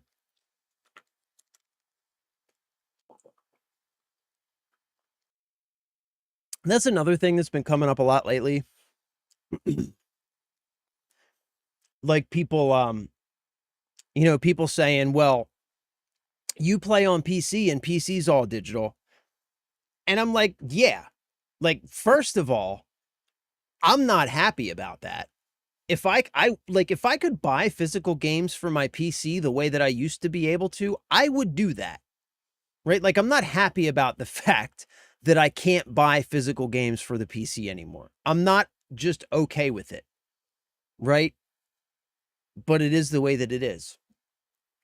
Also, the PC digital landscape is completely different than the console digital landscape. We have very healthy competition on the PC. And we have alternatives like GOG.com. And you're absolutely right. GOG is greater than Steam. And I don't give Steam a pass for being all digital. Like, it's not okay just because it's Steam. It's not. When Steam, like, when in my very early PC gaming days, I fucking hated Steam because I hated everything that they stood for. For this reason, I was huge opponent of Steam in the beginning. I hated them. I refused to install Steam for years. Back in my Battlefield 3, Battlefield 4 days, I remember having heated arguments with my friends about Steam. because they were all like, oh my God, Steam's the best thing in the world. It's all your games in one place. It's so great. It's so convenient. It's this, it's that. I remember having heated arguments because I was still hating Steam back then. Now, you know, I've come to appreciate Steam for, you know, some of the things that they do. I think in general, I think Steam tends to be one of the more consumer friendly companies. But yeah, they don't get a pass. They don't get a pass. They are still all digital. And it still isn't what I prefer. And if a game is available on GOG and it's available on Steam, buy it on GOG every single time. Get that DRM free installer. Put that shit on a hard drive or whatever you need to do, but buy it on GOG every time. Every single time. And we weren't invited to the movie. I know, she didn't even tell me she was going. Like, I never get invited. I never get invited. They go see movies all the time without me, bro. I'm not even gonna. I'm not even gonna get started. They go see movies with me all the time. 2K to 4K. I mean, that's not bad though. That's enough people to get a game going. Yeah, I need to check that out, man. I haven't tried it yet, but I've heard it's great. Demonstrating that people just want to consume. Plutonium adds so many things to those games. It's not even funny and for free. Yeah, I've heard great things about it, man. I've seen like what is it, man? I've seen like Nero. I think Nero Cinema. I've seen him. He did some videos on Plutonium like I don't know, like a year or so ago. Yeah, I've seen some videos about it. It looks great. I've heard great things about it. I just haven't tried it yet. I'm going to tell you something. It's not because I want to blame American people, but some of your fellows in the r/build a PC sales are part of the reason why PC components are so high. Well, I mean, bro, look, listen. Look, man, I'm old school. I'm about as patriotic as they come, right? You know, I bleed red, white, and blue. I shit gunpowder, spit bullets. You know what I mean? Like, but, bro, Americans' culture, like we were talking about this the other day, consumer culture. When you just think about the word even consumer and what that means, it's almost like it's like a locust mindset when it comes to the marketplace. And we really, as Americans in our culture, have been propagandized into consumerism so heavily that, yeah, it's a huge problem. It's a huge problem, and it's a mindset problem. Absolutely. Like, Americans are so used to just consuming, not even looking at things as products, but looking at them as things to consume, as things to use up, dispose of, and then go buy again. It's a huge problem. And it's something that's been done on purpose. It absolutely needs to be addressed. Like, you're not wrong. It's a huge problem. What's up, Beefy? Would you look at that? Another game I'll never give the time of day to. Yeah, bro. Amen to that. I was going to buy the physical version of Halo Campaign Evolved. I'm not going to now. I'm not going to now. We are going to play, by the way, it's almost 2 o'clock. What the fuck am I doing? We are going to play some, we are going to play some, Black Flag today. That's totally going to happen. Oh my God. I can't believe I just ran my mouth for that long.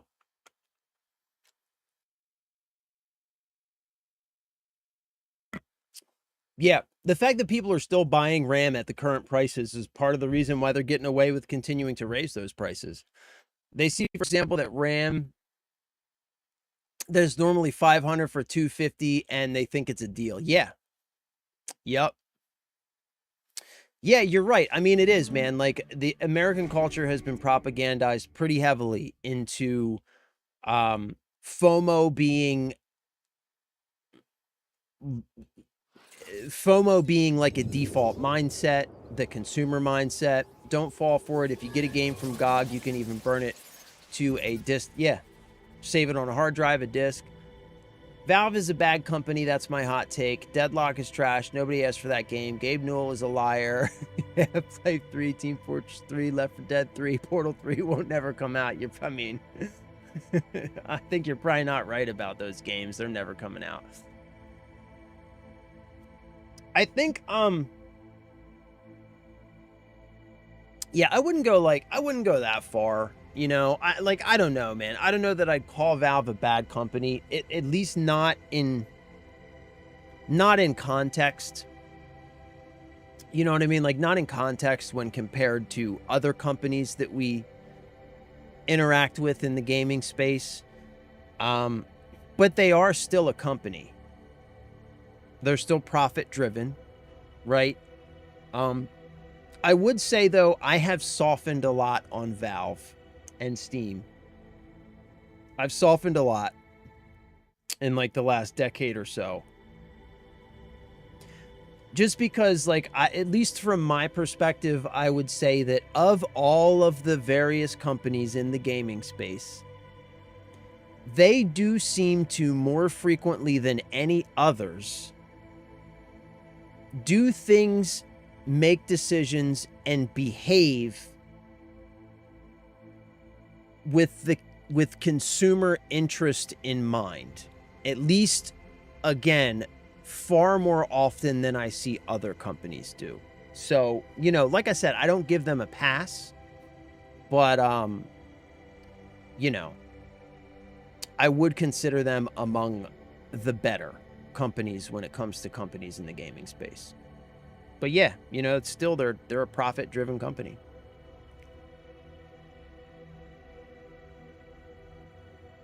I mean, Counter-Strike, though, bro, there's still millions of people. Like, what's the, shit, man.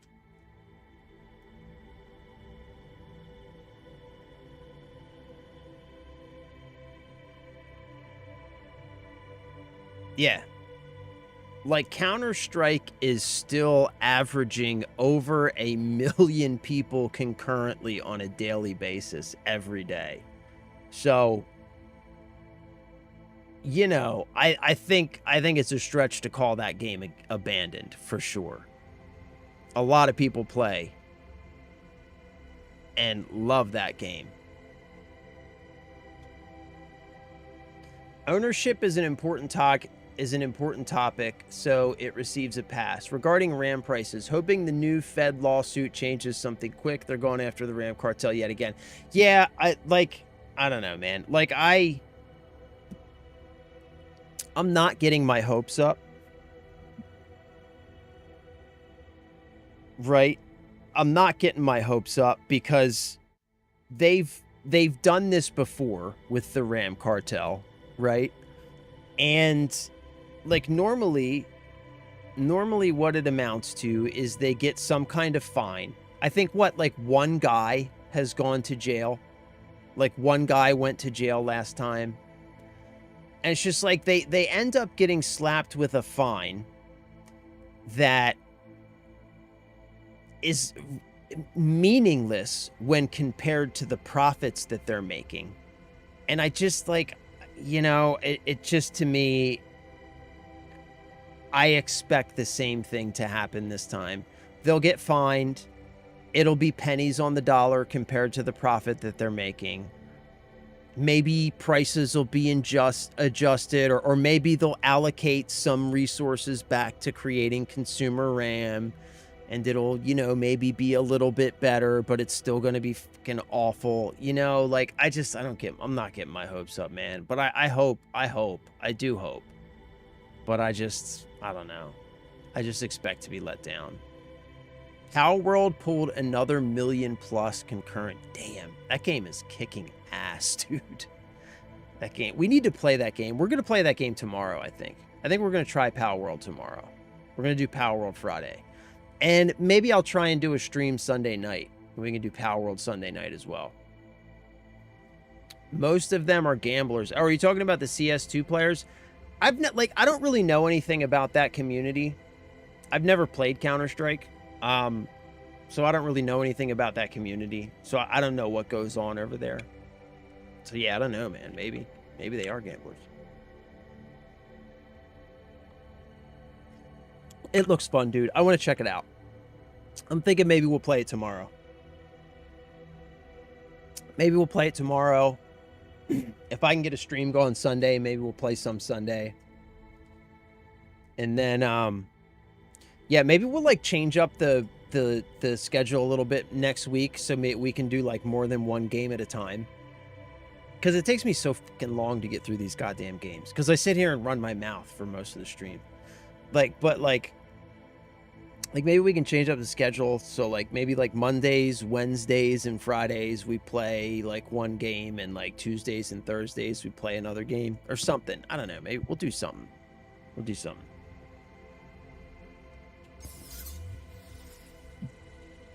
I know one thing though. We got some Black Flag to play today. About damn time. Already 2 o'clock. We're gonna play a little bit later today though, because we got started late, so no worries. Unreef the mains.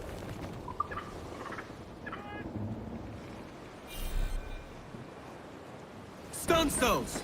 Use all the wind you can! Use all the wind you can! Avast, ye scabrous dogs! Give us a song, lads. Right. Spanish colors come in! Another ship come in! Come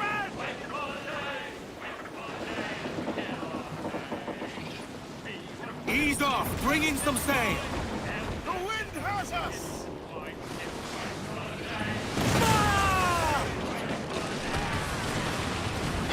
Fire!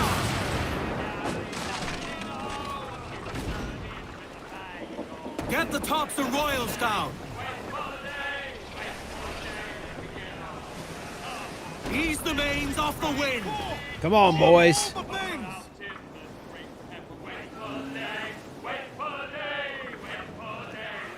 Might as well grab us another ship. Floater here, sir! Think he survived? Starboard, Captain! He's ready to grapple him, sir! Pull! Reel the lubbers in!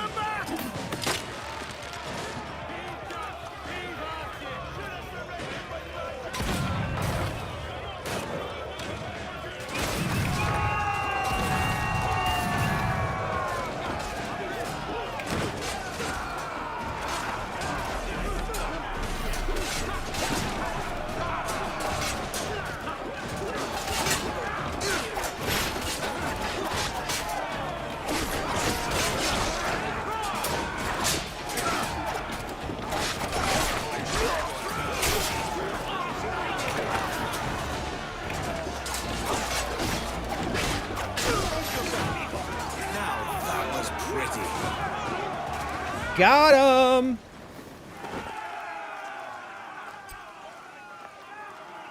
Alright, let's, what is this? What do we got? Another schooner? Should we repair? No, let's send it to the fleet, man. Let's send it to the fleet.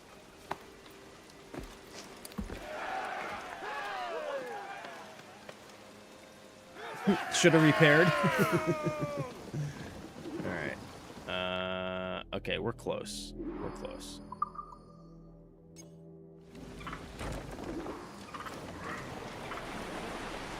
Ooh, anomaly. Wait, what's the anomaly? There's an anomaly?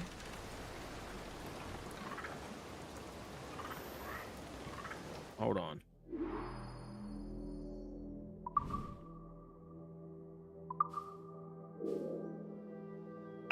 Man, these menus kill me, dude. Like, you should be able to, like, keep this thing up and navigate the map at the same time. It's crazy that you can't. It makes it so hard to navigate the map, man. Put on some sail.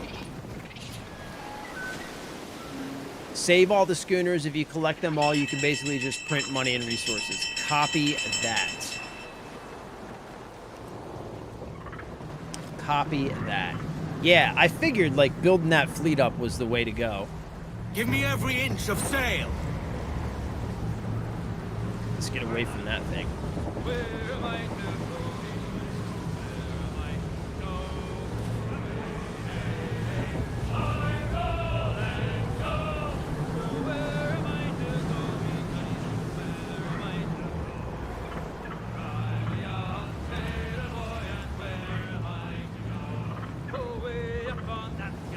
All right, boys.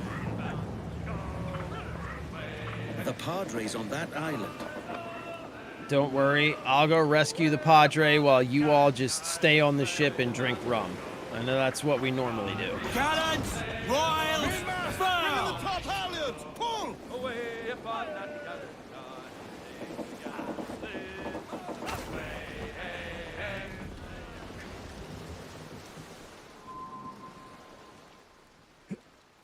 Oh, yeah, son.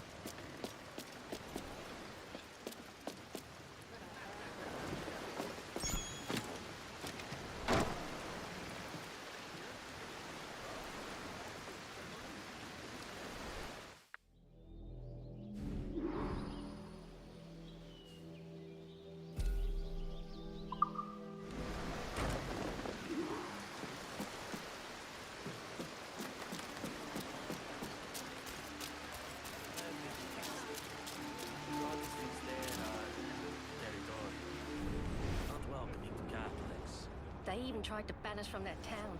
We're safer here. Bishop Ravenscroft has been quartered in Kingston for Look at that ram, son. Don't worry about the bigger ships. You'll lose more schooners due to them being weak, but ultimately pay out the most from routes due to speed. Ah, okay. Okay, copy that. That's good info.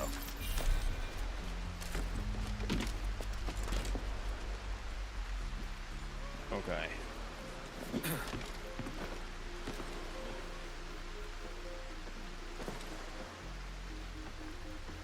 Come on, dude, just go up. Could you just go straight up? That would be great. Just stop doing circles around the goddamn thing.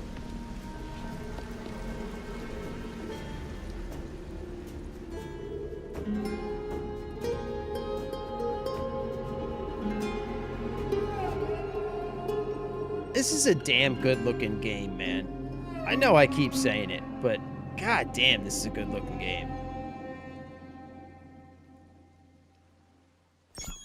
You can definitely feel in its bones that it's an older game. You know, it's kind of linear in its pathing and stuff like that. But in general, I gotta say, really enjoying it, and it looks damn good, man.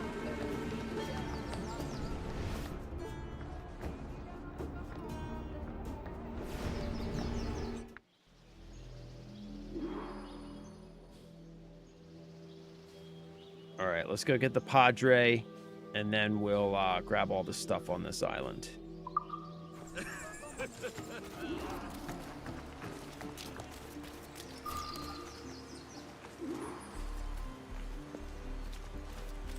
Oh, he's right down here.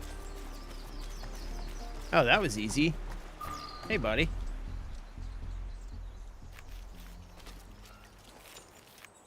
You're the one they call Padre.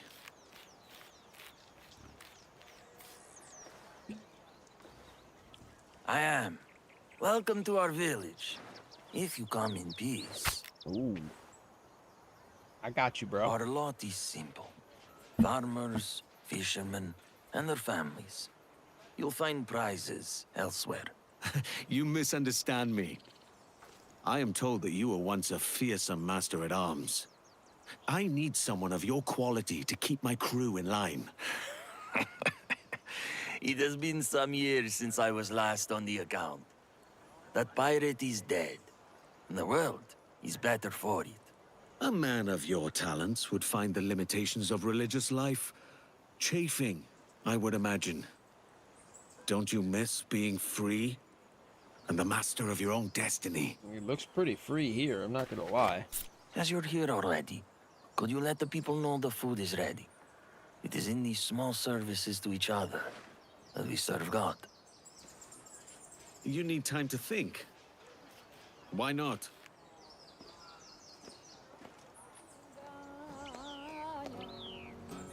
This one is not gonna be easy.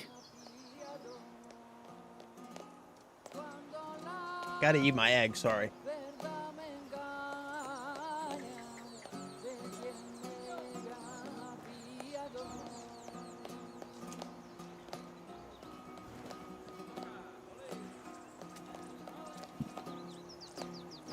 I actually have food today, though, so that's good.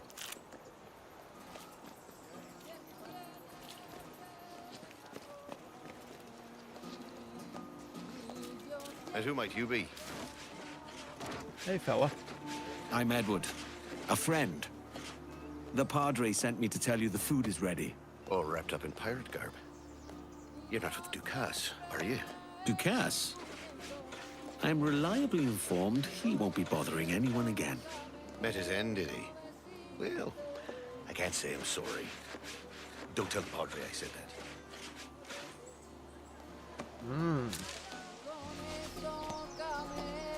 Did Padre used to sail with Ducasse, maybe?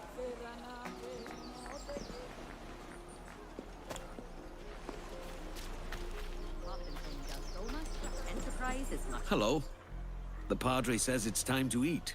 Thank you. We'll make our way over. How Yeah. many men do you think he's killed? Who? The pirate? No, the Padre. Oh, scores uncounted. But that was a long time ago. He's a new man now. Yeah, I don't know, bro. Just looking around, judging by these people's lifestyle, looks like they're pretty free already. If I was the Padre, you might have a hard time convincing me to leave this. Simple life in a small village on the Caribbean, on a little island, out of the way, not bothering nobody, not being bothered by anybody.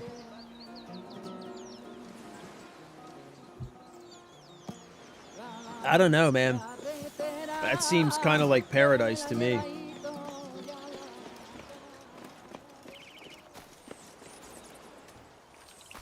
Now who's that handsome devil? My Oh, name's you know, Edward just Kenway, me. and I'm no devil today. Just a humble servant bringing word that the food is ready. Edward, a pleasure. I'm Dinah Caverly. Now, my legs feel dreadful today. Could you be a dear and fetch me my plate? Anything for the lady of the manor. Oh, aren't thing. you a charmer?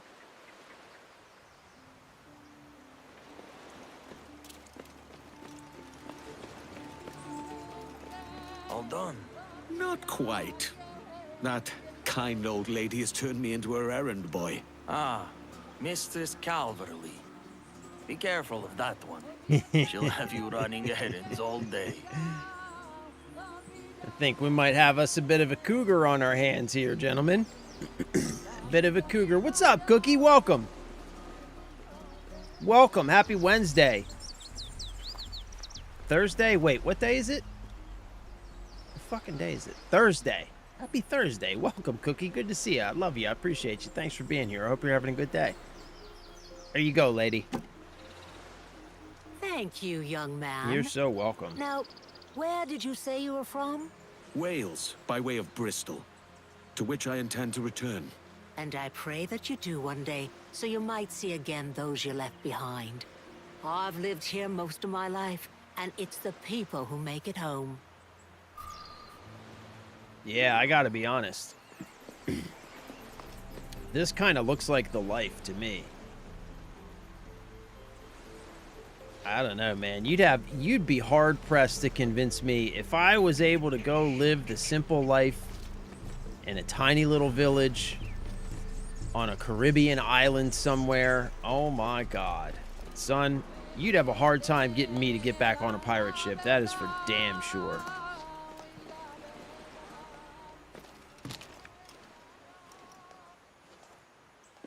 My people and I are thankful. And word is that you rid us of the threats from Ducasse. Well, join me and you'll have the chance to rid the world of more of Ducasse's ilk. And get rich yourself along the way. Gold will help your people where good intentions cannot. I have chosen my path. It's not gold that will save our souls.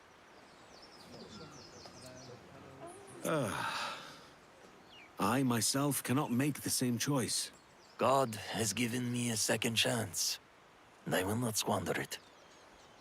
But perhaps there is one more thing I can ask of you. I respect What that, is it? Padre. There's a persistent respect rumor that. that what's left of Ducas's men, 4 ships total, anchor nearby. I wish to know what they have planned. I can see about these rogues. They're sure to have some reals that are not rightly theirs.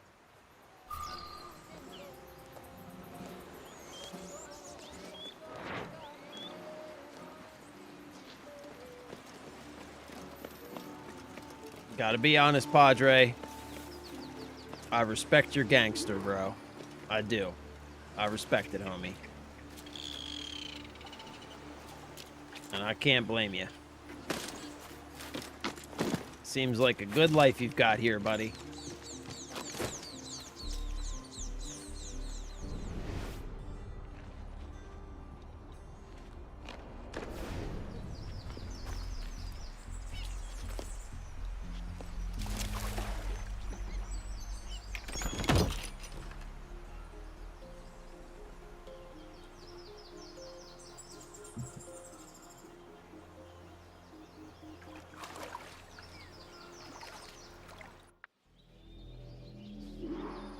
Alright, we got an underwater chest and a letter. Okay.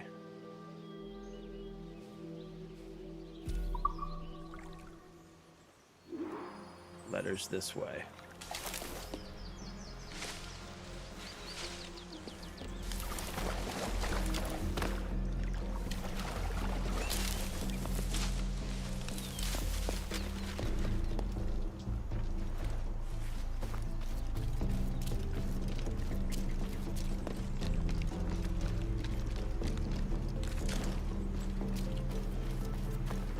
Yeah, like you can feel like in the like the very linear pathing and stuff on the land masses and everything. Like you can feel the age of this game, but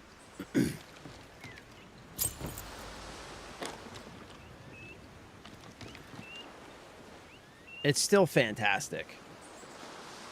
And it still looks amazing. All right, so where's this fucking letter? Did I walk past it? Where is it? Oh, it's down there. Okay. All right, well, let's get the chest.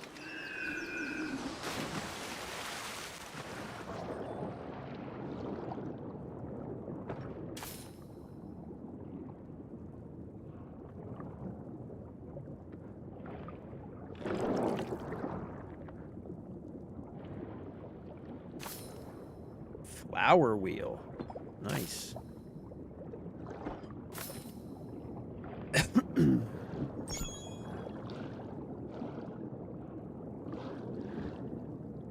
Man, my throat is jacked.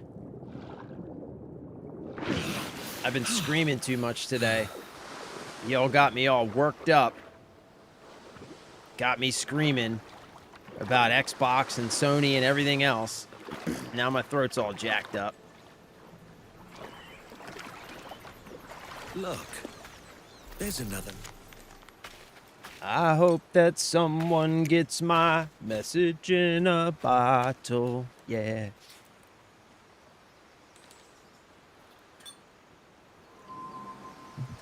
My search. After leaving Balam, I set out in a sloop of my own and traveled for nigh on 1 year about the West Indies, sailing with a small crew to all manner of jungles and playas and beaches, looking for a sign or a landform that might spark in me a memory. The spelling messes with me. Along my way, I met many of fine peoples who did me great kindnesses and offered work in exchange for more provisions. In this way, I came to know the people of the New World and of the Old, and found in all of them the same hopes and desires. To travel is truly the finest education. Then, after my 13th month of roving, I found my object, well inland on a known island. Here it was, the place Balam had called the Observatory. Oh, what memories the location aroused. Well, prior to clapping eyes upon its structure, I knew I had come to the correct spot. Leaving my men on shore, I passed alone through jungles and deep ravines, coming at last upon the spot, and there marveled at its strange and foreboding presence. Without prompt, I knew what to do. I pressed my finger into what I knew to be a portal, and upon its opening, I passed inside. What I saw there, however, shall remain a mystery, for the world is not yet ready to hear my tales, which should sound like sorcery to all but my friend Balaam, and perhaps the Templars, who likely chase me still. Damn. Damn, son.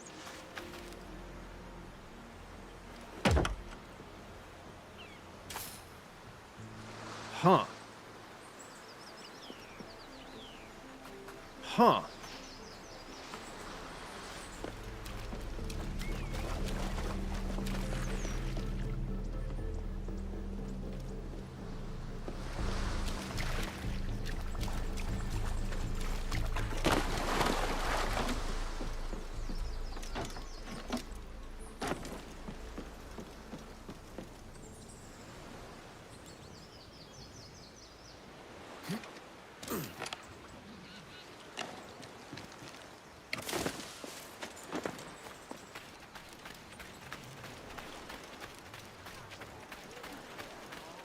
So I guess we got to go take out these ships now.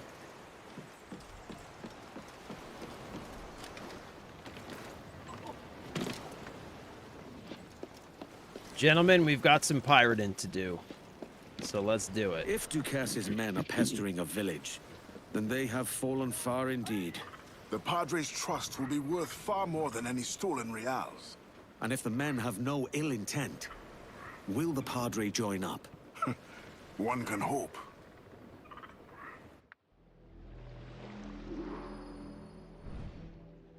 Damn, I thought he said they were close. What the fuck? These dudes are not close. Jesus. All right, we can sail straight through here, right?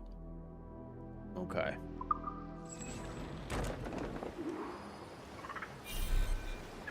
Yeah. Get them aloft, let's go! Man your stays, we trim too!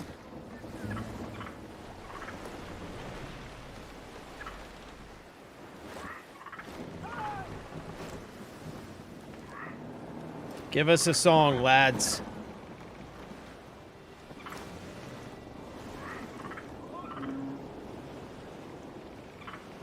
A song! Just picked up Dead or Alive 3 and Dead or Alive 2 Ultimate. Nice. Congrats, bro. Congrats. Are they on sale somewhere?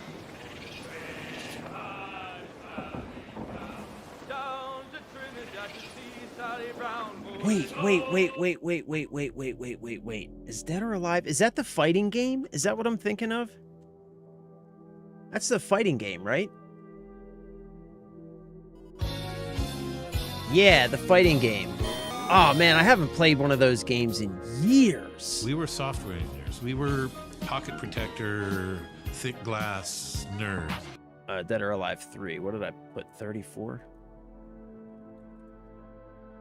Yeah, I remember these games. Dude, I haven't played one of these games in forever.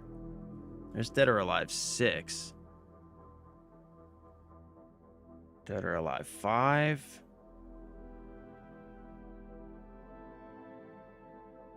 Damn, look at all these. Jeez.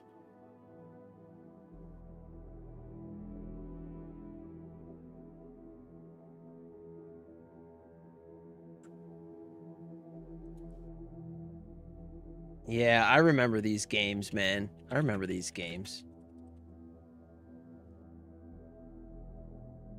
Dead or Alive 3. Oh, I don't think this one's on Steam. Is this the newest one? Dead or Alive 6? Last round? I remember these games. These got these got all the hot ass. Yeah.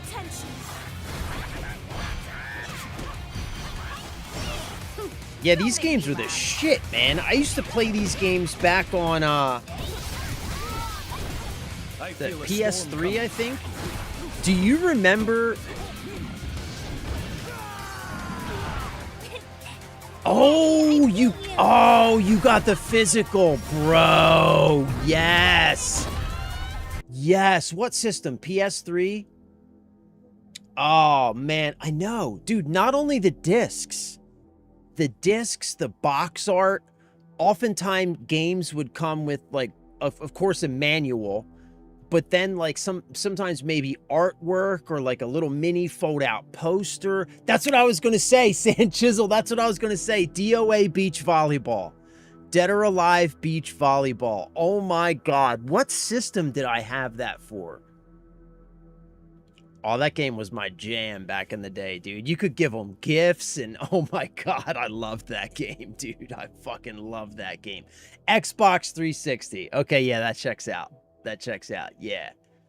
DOA Beach Volleyball was my jam. Yo, that's fucking severe. That's fucking awesome, bro. That's awesome that you picked up the discs. What system did you get them for? Sand Chisel, you still got it? No way. No way. Hold on, I gotta look it up, man. I gotta look it up. DOA Beach Volleyball. There it is. Oh. Ah! This was the Shiznite. Worst sports game ever. Get the fuck out of here. This game was amazing. Dude, in 2003, this was my jizam. Yup. Look, man, they would dance and everything. Oh, it was so good. It was so good.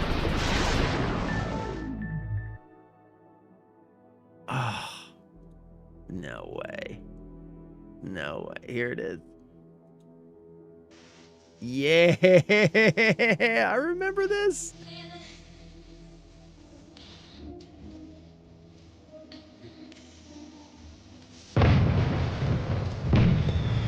This is where my infatuation with Asian girls started. I ended up marrying one. This game was the shit, son.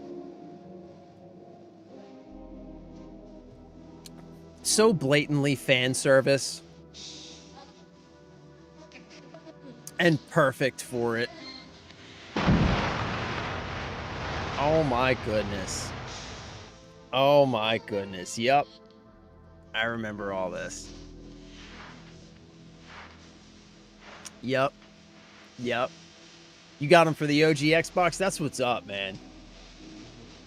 These are classics, bro. They don't make games like this anymore, dude. Like, the fact that this game got made,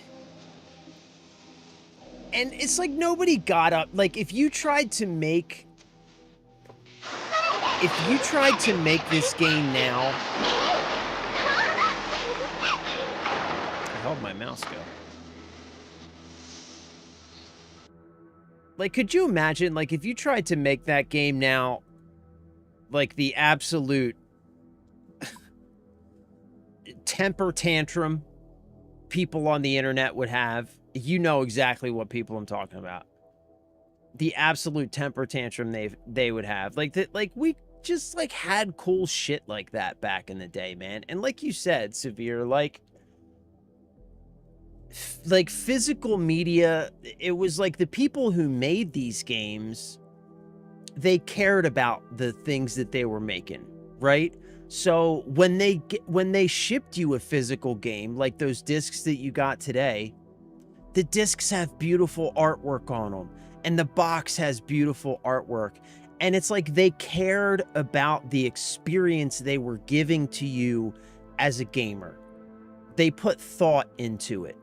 You know, like they thought about all the way, not only the game they were making, but they thought it through all the way up to you taking that game home, opening it up, and seeing those discs for the first time. They put thought into that entire, like, process, and made decisions and did things so that you would have a good experience throughout that entire process, and an experience that represented what it was they were trying to create. You know, like an experience that was representative of the art that they were making as game developers. What happened to that, man? Yeah, commercials back then were also you're so right, Cryptic. You're so right. All commercials during that time were quite good. You're so right, man. You're so right. I'm actually a late Gen Zer and love retro gaming. I have my OG Xbox for almost a year now. I got it for my birthday. That's fucking awesome, bro. That's awesome, bro. I love to hear it, man. I love to hear it. I do, man. It gives me hope, bro. It gives me hope. I love it, man. I love it. You know what, man? I need to get, I used to have, so when all right, so Severe, I don't know if you've heard this before. I've told this several times, but I'll just recap it real quick because I'm not sure if you've heard it. So I grew up on the East Coast, and back in 2014, I moved out to San Francisco for work. I used to work in technology. So I moved out to Silicon Valley for work, and I spent several years living out on the West Coast. Before I moved to the West Coast, I had a pretty decent collection of books, comic books, not a lot of comic books, but a lot of books, Magic the Gathering cards. I had a huge Magic the Gathering collection, and my retro gaming collection. So I had an Xbox, Super Nintendo. I had one of the top loading Nintendos. I had a Dreamcast. I had an original Xbox, a PS3, but I had the PS3 that could play PS2 and PS1 games. You know how there's a version of the PS3 that's got onboard support for playing retro games? And I had a pretty decent collection of like games and stuff. And when I moved out to the West Coast, I left all that stuff behind. And I lost it all. And then a few years ago in when did I move back to the East Coast? 2021? Have I been out here for 7 years? No, maybe it was 2023. Yeah, maybe it was like 2023. I moved back to the East Coast, and I haven't built my retro collection back up yet, man, but I really need to. I really need to, man. Like I still like do emulators and stuff like that. Like I have a handheld. I have one of the white Xbox Allies, and so I have like EmuDeck and stuff installed on that. So I play my emulators and stuff on that. But man, I would like to get can you still find those PS3s that will natively play the PS2 and PS1 discs? I would like to get a PS1, a Dreamcast, a PS2, an original Xbox. Man, I would love to build my retro collection back up again, dude. I'm just so Severe. I'm just thinking about, man. Like, so you just like told me that you went in and you bought DOA 2 and 3 from the game store, and in my mind, right, like right now, I'm picturing walking in to the video game store, picking up some retro games, and like, man, I want that. I fucking want that, dude. I need to build my retro collection back up. I'm going to, Cryptic.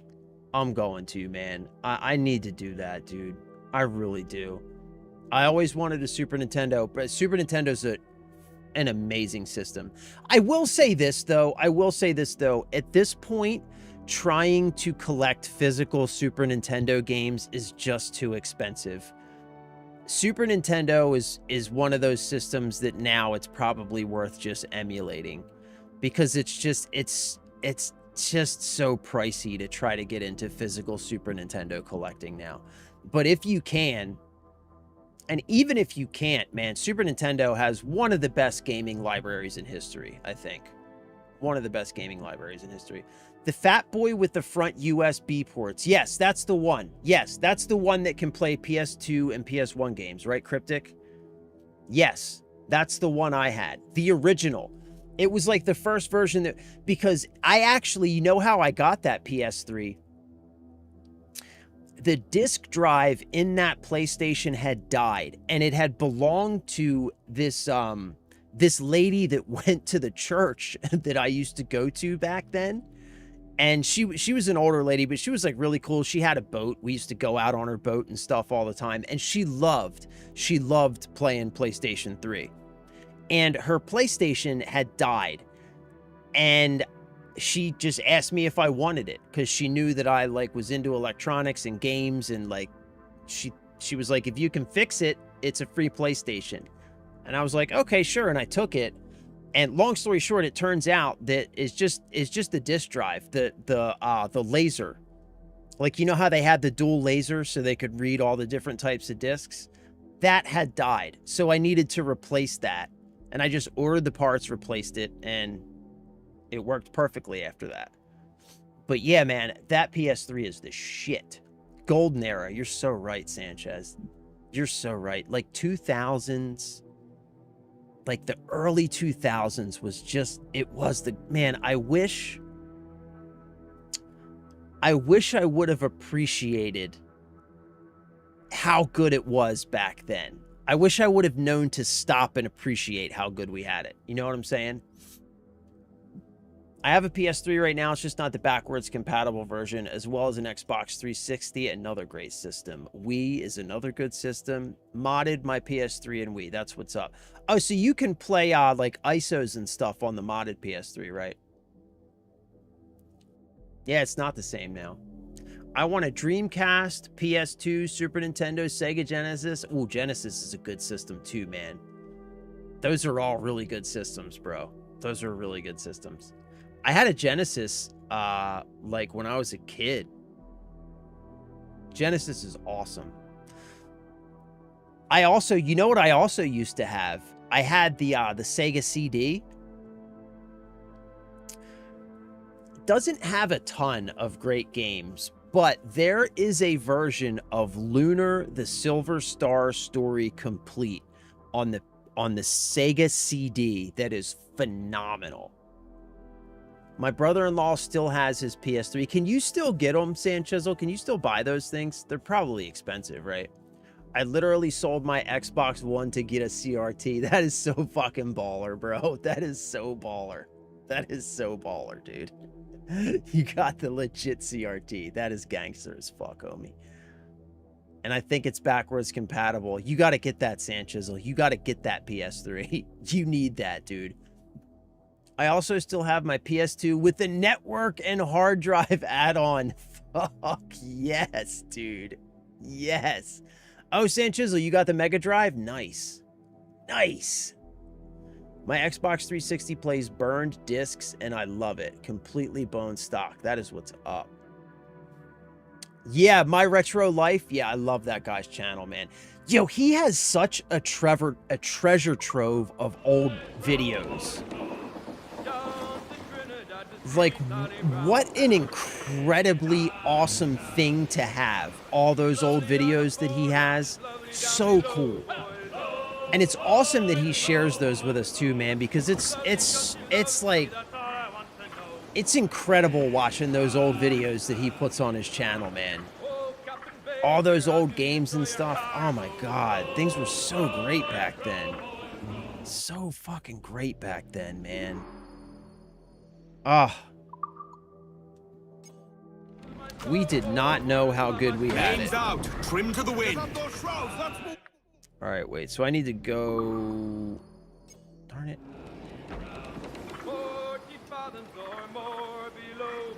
All right, so I think we just hang to the right here. We're gonna stop by this island on the way. Crowding on, all of it. Oh. Reef the galley! Whoa. No Those use wallowing about here. fucking wind gusts are so annoying.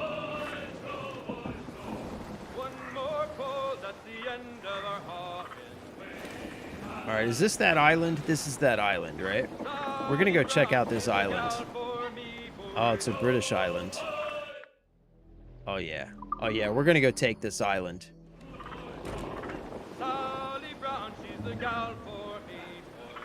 Oh my god. Seriously, they're $400 to $500 for those PS3s? Jesus. Oh my god, I wish I still had mine. Yeah, his dad is amazing, man. Yeah, it's a good dad. Those stores should be brimming with cargo. Super cool too that like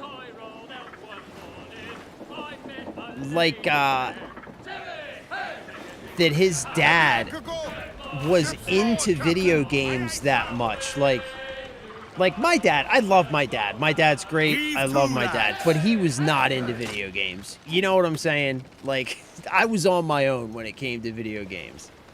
The fact that his dad was as into video games as he was, like, lucky. Lucky. Very lucky. Because he just ended up having so much shit because his dad was into it too. His videos comfort me so much. How good life was back then. Hardly any worry. You're right, man. You're right. It was before, you know, like I hate to sound like an old Luddite, but I hate to sound like an old Luddite, man, but it's true. The advent of the internet and social media and smartphones and just this always connected... Oh, come on, man. Come on, dude. Why? Why did you do that? Why didn't you jump onto the thing, bro?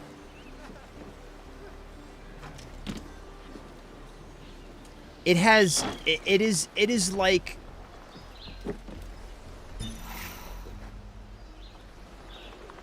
We aren't designed to always be plugged in the way that we are now. And it has made us so unhealthy mentally and emotionally as a society. Like, we've become so stressed and so unhealthy and always worried about something. You've always got something, some kind of information and bad news blasting into your face. Like, back then, bro, if people wanted to get a hold of you, they called your house and they left a message on your answering machine. And you got back to them if and when you had time. Like, if you left the house, people just couldn't get away from you. You didn't constantly have text messages and emails and everything else, like constantly buzzing in your pocket. And it's just like, man, like, there's a lot of good that's come from technology, but there's also so much bad that has come from it and has done such damage to our ability to just be at peace and relax, just be happy, just not be worried about everything all the time. All right, there's a shitload of bad guys here.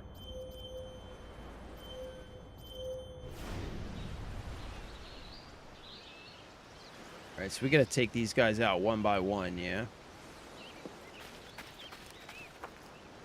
No mulling about here, mates. All right, governor.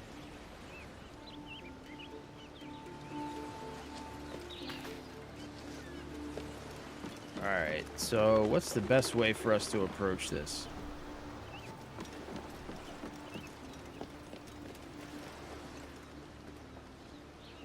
All right, we got to start picking away at these defenses somewhere.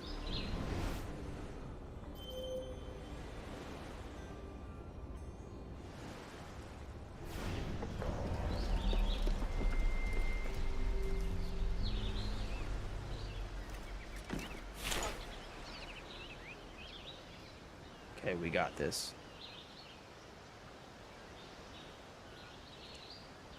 Looks like you're gonna be first, buddy.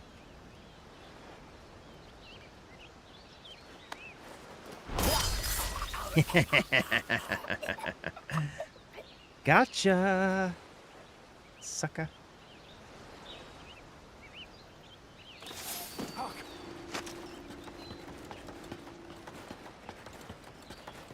Die!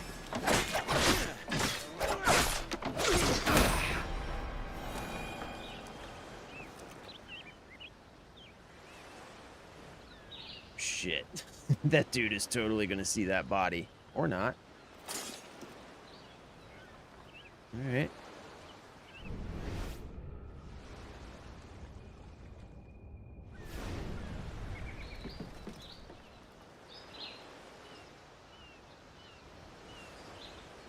Okay. So let's go clear out these guys, I guess.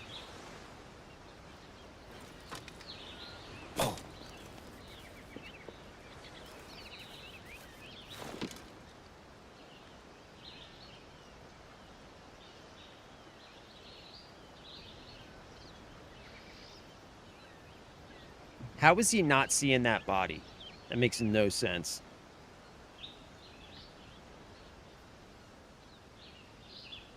Yeah, come here, buddy. Come here.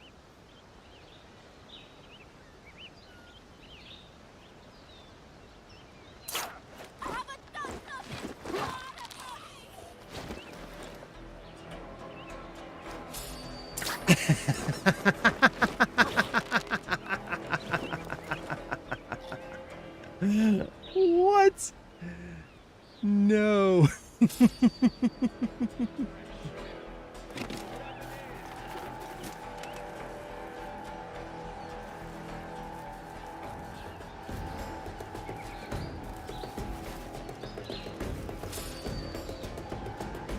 I'll make short work of you!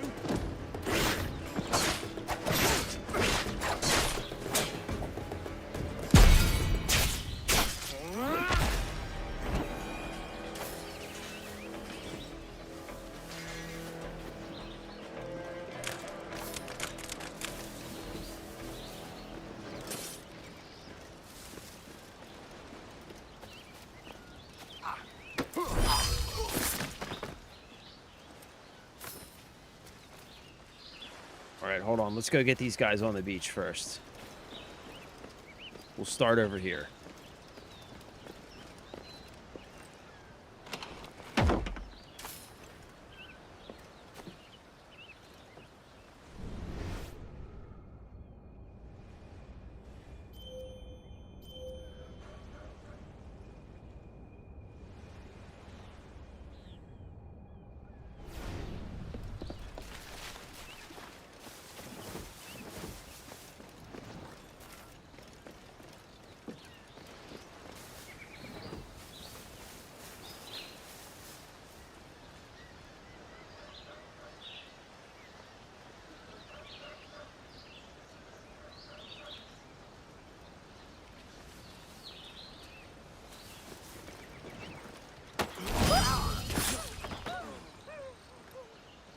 Don't worry.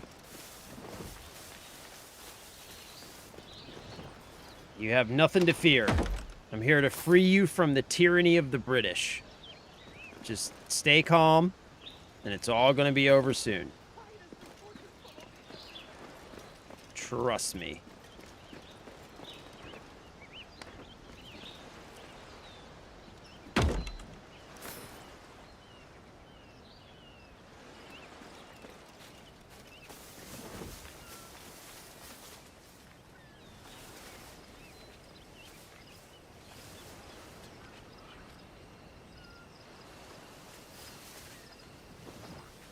You won't believe this, but a monkey has made off with the key to the warehouse.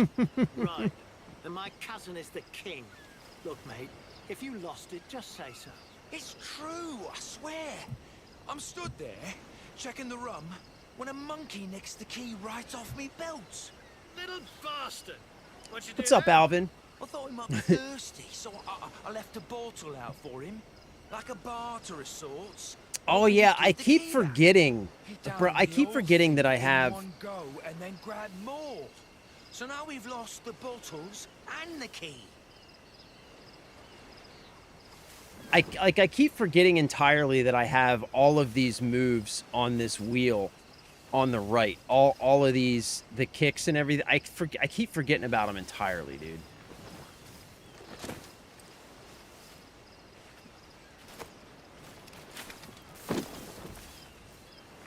There's a retro store in my town, and he has a bunch of old systems.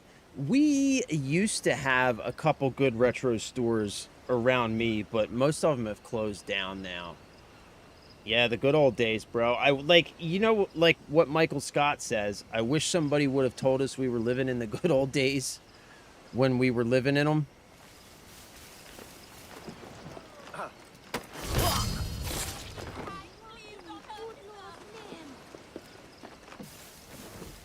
$60 gigabytes on eBay now for $450. Damn, is that the PS3? $450. I mean, it's a good system, though, because it plays PS1, PS2, and PS3 games.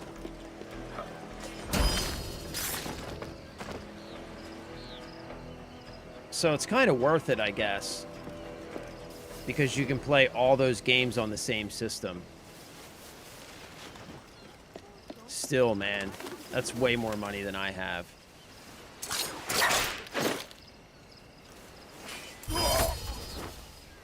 Gotcha, sucker. All right, so this is the warehouse. We got to get the key for this.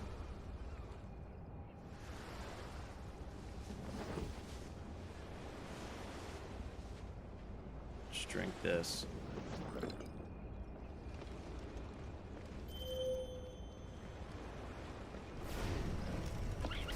All right, these guys see the bodies. What is it?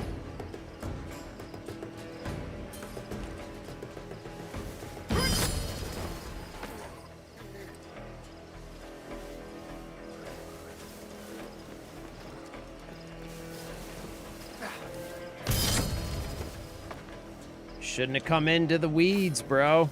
That's kind of my territory, homie. It's where I thrive. I'm an assassin. Did you see the one where they scammed the Toys R Us? Wait, who scammed the Toys R Us? Needs repair options look like they start around 150 to 200. That might be the way to go. It depends on the repairs it needs, though, because, like, the only thing is, at this point, they've been around long enough that some of the repairs might be, like capacitors and like other stuff that's going to require soldering, which is a little bit trickier. Like, I can do that stuff, but it's a little bit trickier, and you got to be careful because you don't, I guess, really ever quite know what those repairs are going to entail. But that might be the way to go.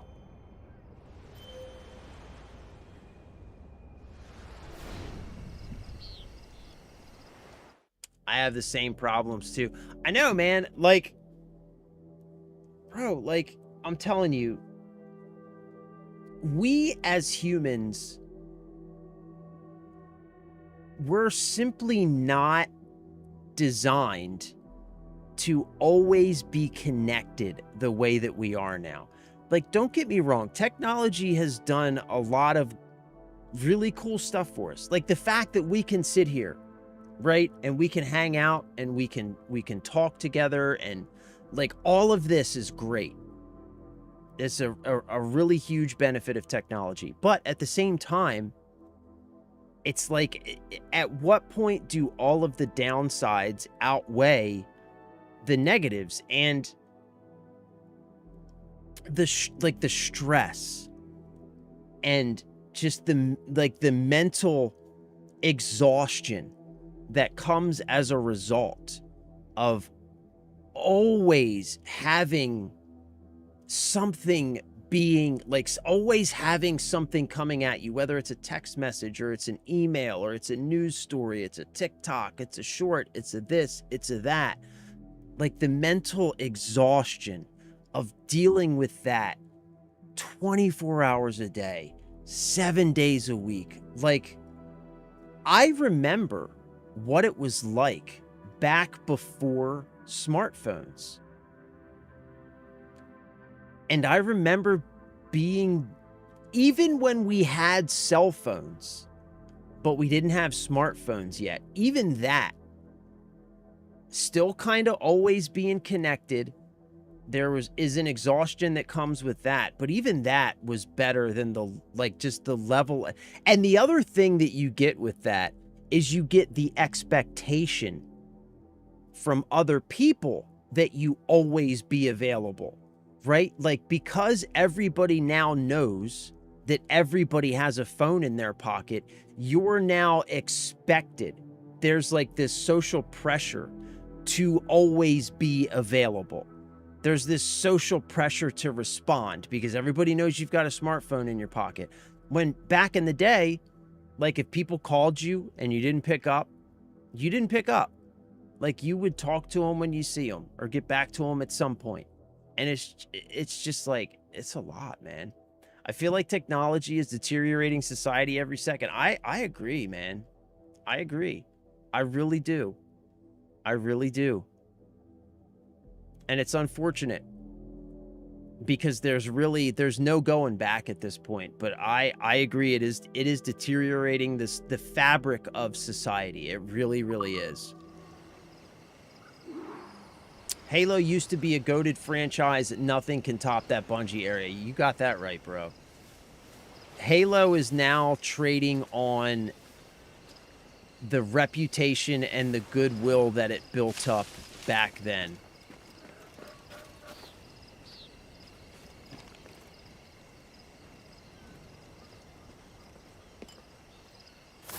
Got the key.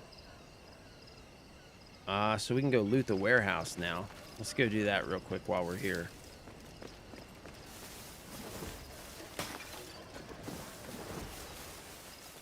Now, like, the best thing, and it's not even just Bungie, but Bungie's a really great example of it. Like, now the best thing that they can do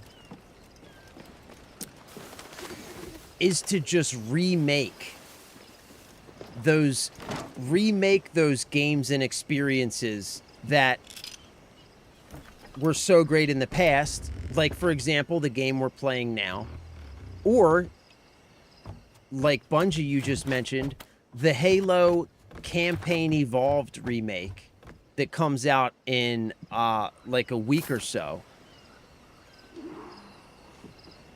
But the problem is they can't even remake those experiences without screwing them up with like these constant online requirements. Like, we were just reading, oh, we're gonna go up there. This is where this is the bird thing up here, right? Like, we were just reading earlier in the stream that the Halo remake, the quote-unquote physical edition for the Halo remake, is not going to have the whole game on the disc.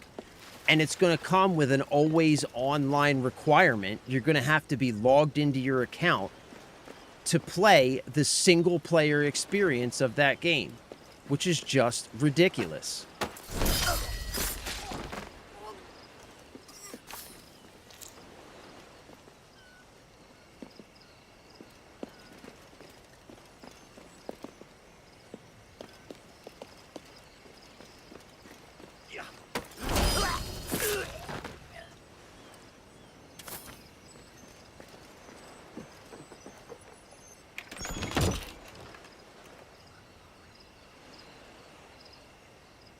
What did we get?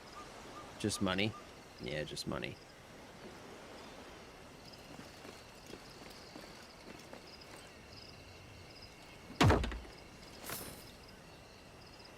I have the Halo 2 limited collector's edition. The DVD is amazing. Yup.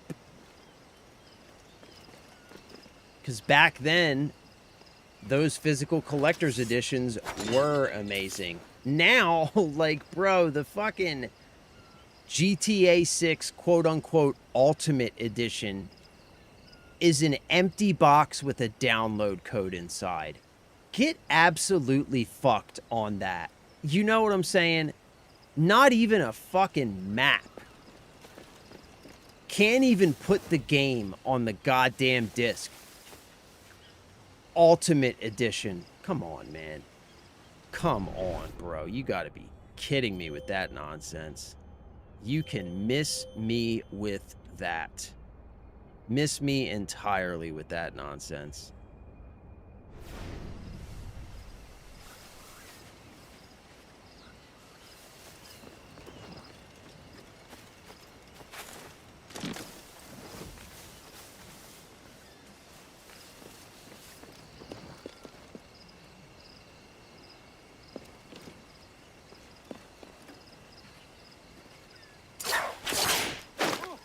I'll have your life!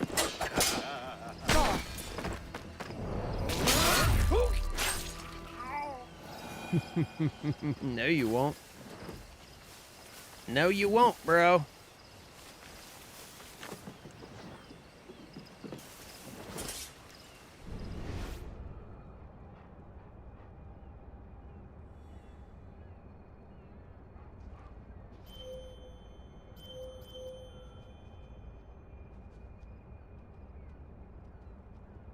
What's this? Projects reward.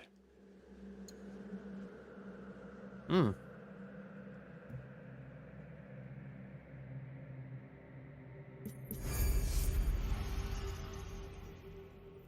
So keys can be used in the exchange to unlock new content. So what's in the exchange? Oh, this is like cosmetics and stuff.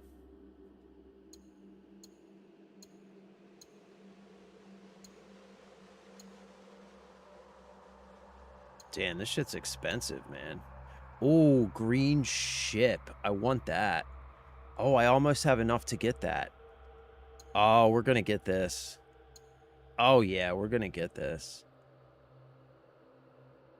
Yeah, we're gonna get this green ship. We're definitely gonna get the green ship.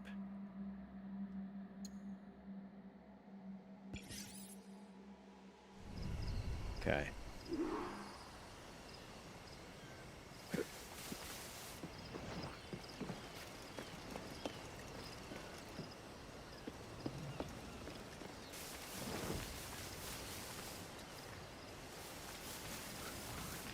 Hey, puppy.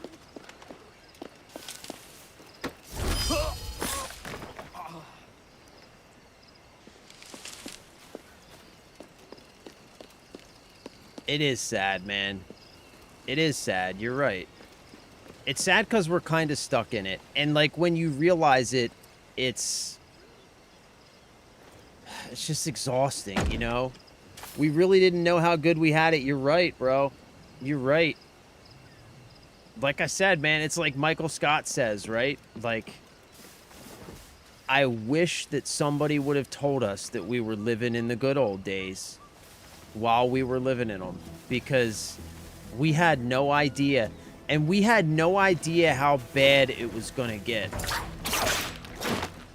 I'll be the tar at you!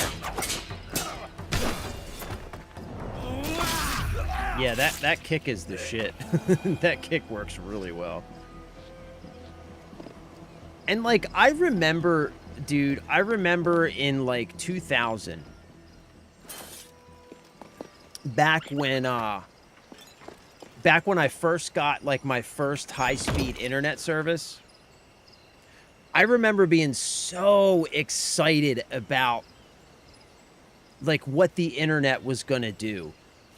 You know, like, about the possibilities of the internet. I remember being so excited, man, and it's just like, it's crazy the direction things have taken. I never would have, back then, what is that? Back then, I never would have guessed that, I never would have guessed that things would go this direction. You know what I'm saying? I never would have guessed, man. I just saw... Right, there's a letter somewhere. There's a letter somewhere. I see it popping up on my thing. Oh, what's this? Mayan Steely. Huh. Alright. We gotta get this... Oh, yeah, it's right here. Yeah, there's a letter down there.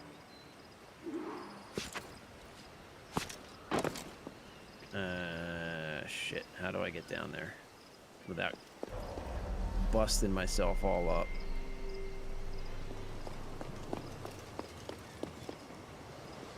I gotta get down there and then I gotta get back up.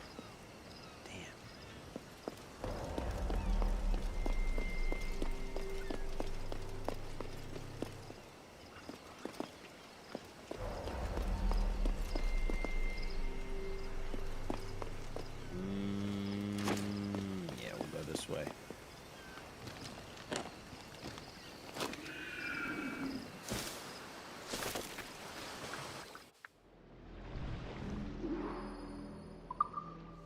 All right, there's some keys right here.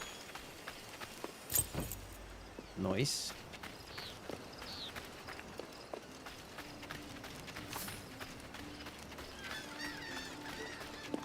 Another letter tucked into a book.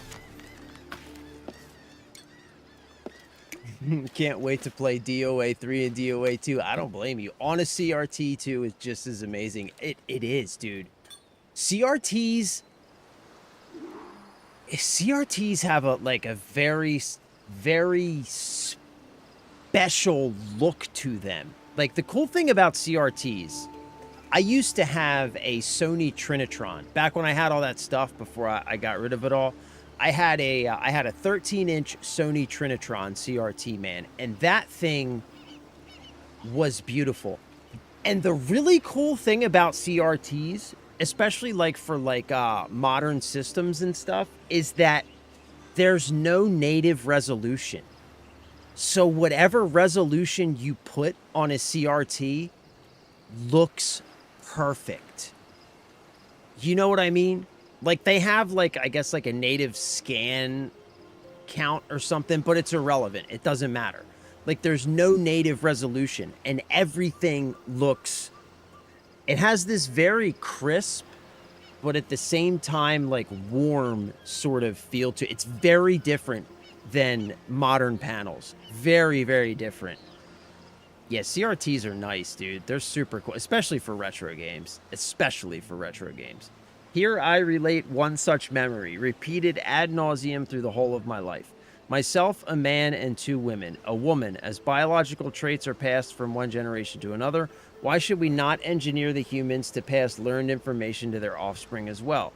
It is well within our scope. And here an other woman interrupts. Never. Already we have made them sturdy and strong. Why should we gift them with new advantages over us? We are dying. The war is tilting against us. We should discover a means to our own salvation, not theirs. And here the man disagreed. Our time is done. The instruments of our will shall soon be our masters, and we shall fade away. Perhaps not in 10 or 20 years, but certainly this century is our last. Why not, therefore, gift the humans with added faculties for wisdom and growth? Why not let them pass on the accumulations of their learnings from one generation to the next? By ever ascending degrees, the humans shall be as wise as we are. And here I seem to speak. It can be done by simple manipulation of the code within their blood. We could improve their lot. And here the second woman screams, absolutely not. And then the memory is ended. That's weird.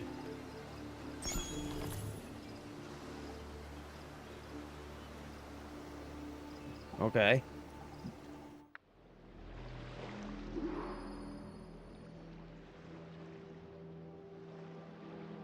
How did I miss that eagle's nest thing? All right, we got to get that eagle's nest.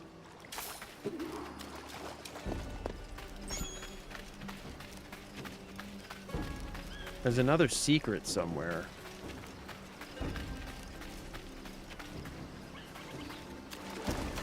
Yeah, I got to get the eagle's nest because that'll uncover stuff, right?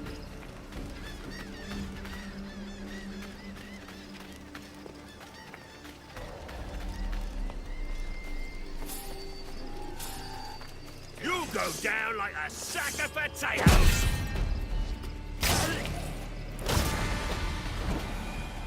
Not quite like a sack of potatoes there, buddy. Not quite.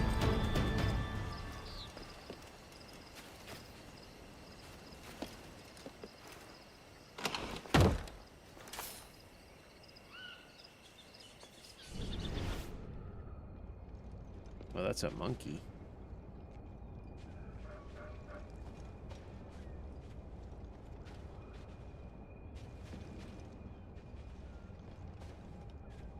How can I get that monkey?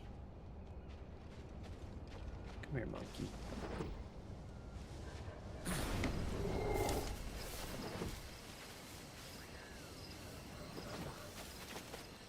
All right, where's the eagle's nest? Oh, it's up there. That's right. I was going up there to get it, and I totally forgot about it once I got up there.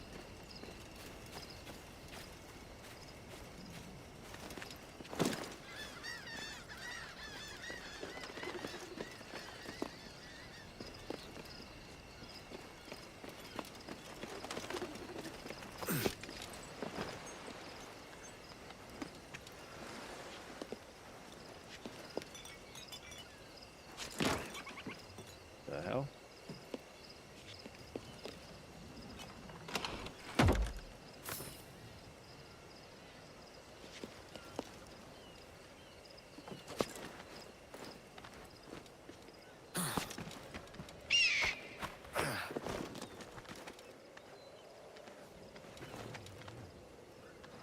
Oh my god, bro. Get down on the Jesus, thank you.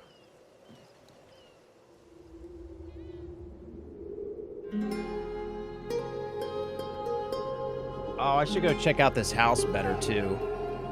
I'm sure there's more stuff in that house that I didn't check out.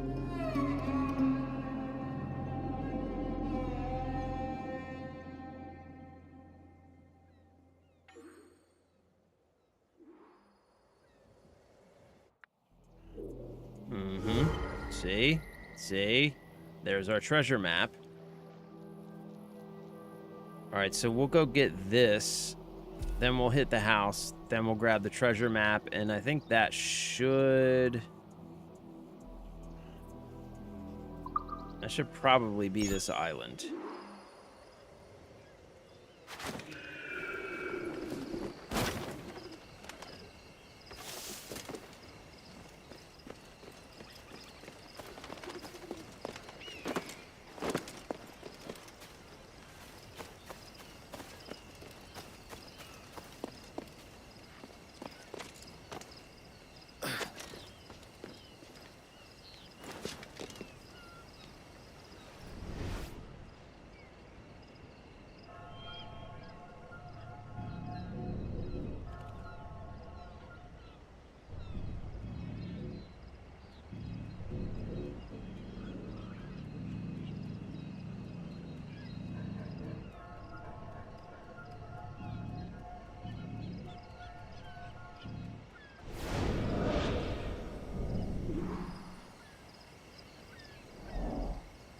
Okay.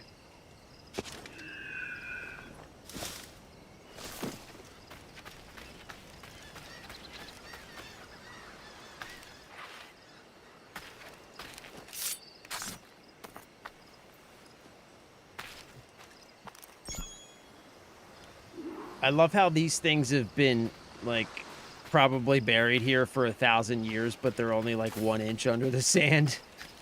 Totally checks out. Totally.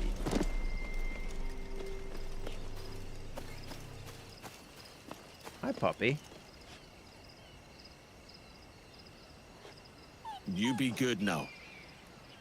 19-inch Zenith with 2 AV ports for $35. Damn, bro. Damn. Nice score, man. Nice score.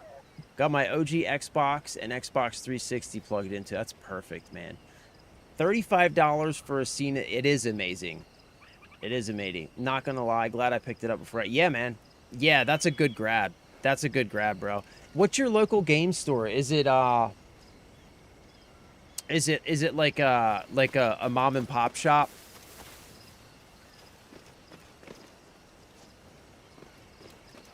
Because I can't imagine a GameStop. I can't imagine a GameStop letting something like that go for $35. They would have had like $150 on that easily. Because that's definitely a good grab. Man, I need to. I really need to get my right, where am I going? Okay, there's going to be something down here, I think. Right? But I wanted to check out this house first. I need to get my my retro collection built back up, man. Get a nice CRT, because I've got the space for it. Like where I'm at right now, this is I'll post some pictures of it in the Discord server later. It's really messy, but fuck it, whatever. I'll take a couple pictures and post it. So what I'm in right now is it's a 10 by 18 shed. Is actually what it is. So I'm not even in the house right now. But I've got like this whole 10 by 18 shed to myself to do whatever I want with it. So I really need to put some work into this place. Make it really nice. Start building my retro collection back up. Get a nice CRT. You know what I'm saying?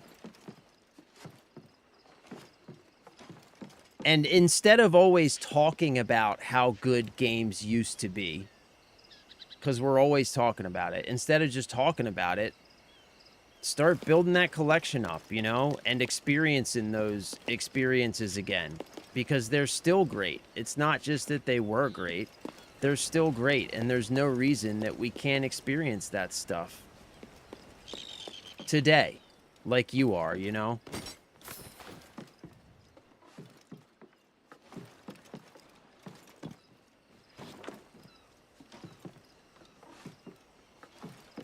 Huh. Okay. I guess this house was empty. Nothing really in here.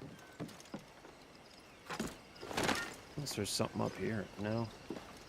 Alright. Let's go get the, excuse me. We'll go get the treasure map, and then I think this island's done. Treasure map's right here. Perfect. Perfecto. Perfectamundo. Let's go down. Ah, this is that path I saw from over there.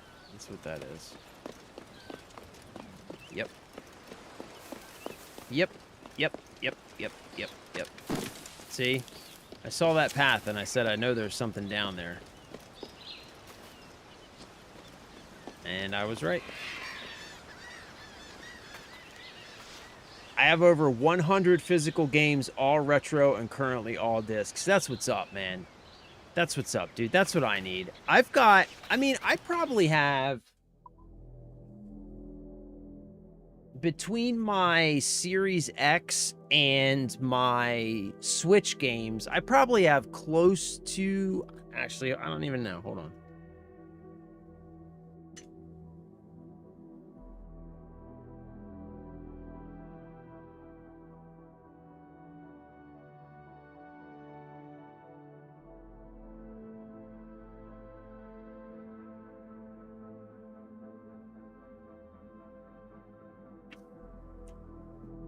I've probably got like 50 to 75 in my physical collection.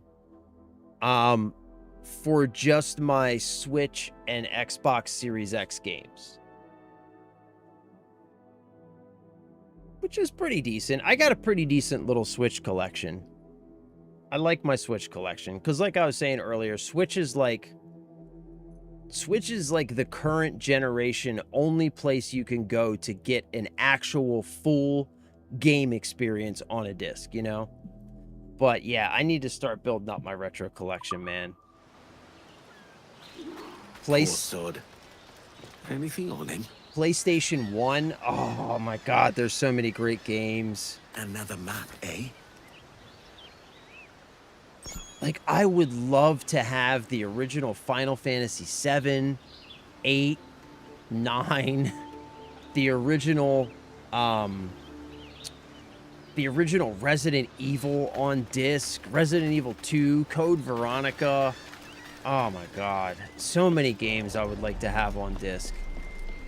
So that no matter what, I know that I can always play those games. If you've got the system and you got the disc, nobody can ever take that shit away from you, man. And that's what's great about actual ownership. And that's why we need consumer protections for our... So did I get this whole thing or what? What am I still missing? I'm still missing something, right? Hey, wait, how do I pull up the...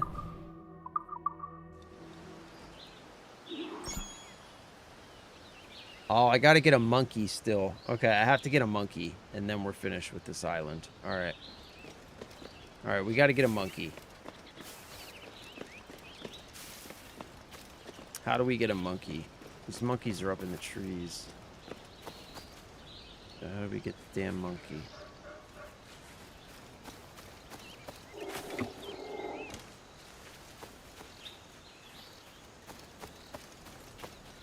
Do I just shoot the monkey?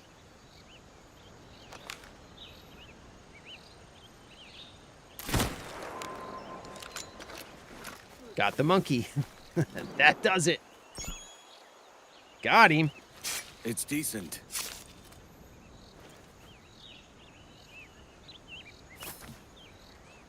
Kind of feel bad for shooting the monkey, though. Not gonna lie. I feel like he didn't deserve that.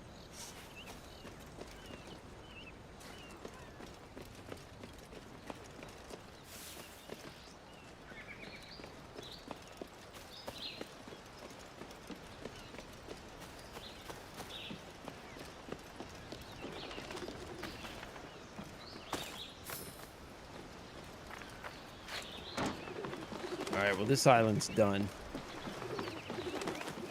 You guys are free. Make yourselves a home. Make yourselves a village here. I'm off.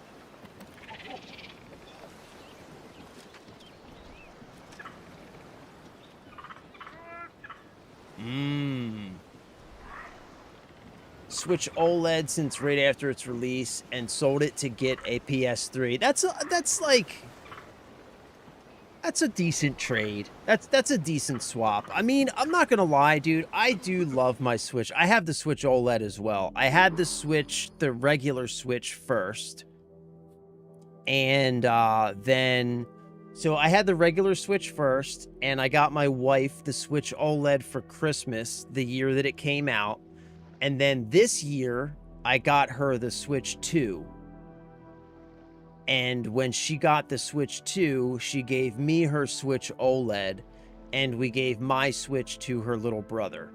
So now her little brother has my original Switch, I have her old Switch OLED, and she now has the Switch 2. And the Switch OLED's a great system. I'm not gonna lie, I do really like my Switch OLED. And I because, again, like I said, I do really, like, as long as Nintendo continues to support giving you a full game experience on a cartridge, I will continue to support Nintendo, in spite of all the other crazy shit they do. So, you know, I love it for that. But that said, I think trading it for a PS3 is definitely, that's not a bad swap. That's not a bad swap. Not at all. Not a bad swap at all.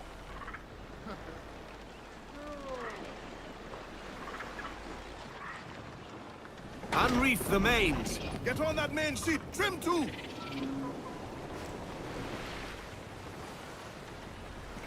Favorite PS1 game is Final Fantasy VIII. That's a good one, man. That's a good one.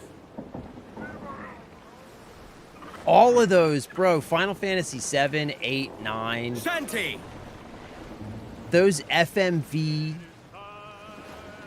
all of that, like the FMV stuff from those games is so damn good, man. They're so good. They told stories back then, bro. They knew how to tell a story. I hated the Switch 2 for all the right reasons, but I'm about to fold. I like its catalog of games. Yeah, I get it. I get it. I'm with you. I'm with you. I hated it for all the right reasons as well, but now that my wife has one, I've seen the games coming out for it, and I've actually seen and like held and played with the Switch 2, I kind of want one. Yeah, I kind of want one. Not gonna lie.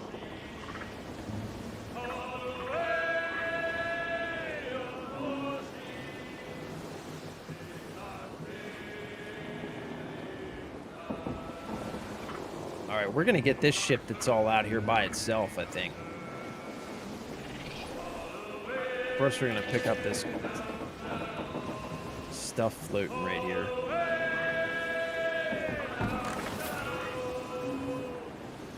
Oh yeah.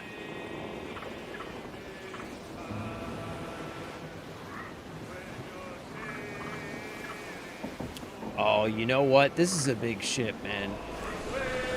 I think we're gonna get fucked up trying to fight that thing.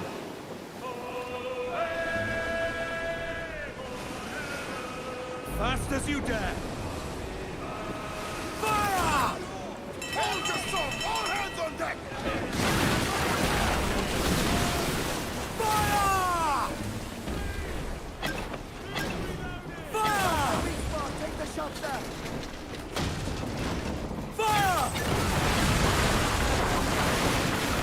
Barrels up! Fire! Haul in the stunsails! Sail off and bring in those royals! Now! Fire!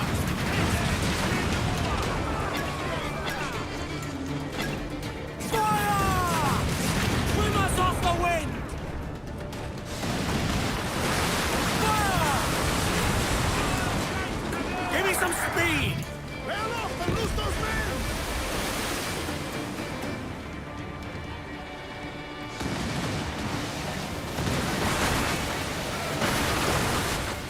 Oh shit, we're getting fucked up. Loose all and trim sharp to the wind! Fire! Ready barrels! Fire! Fire!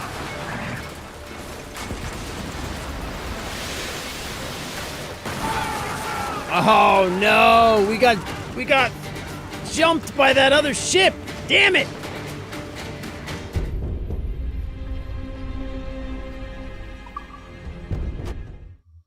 We got jumped by that. We had the one, but we got jumped by that other ship.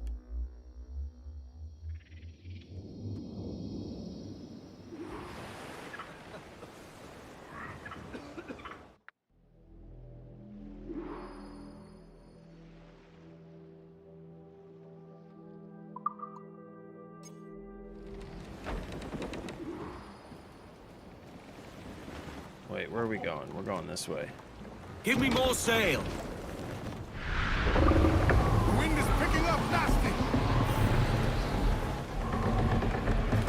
Trim as near the wind as you dare. Ride the wind for all she's worth. Trim as near the wind as you dare. Give voice, you tars. What did he say? Give voice, you tards?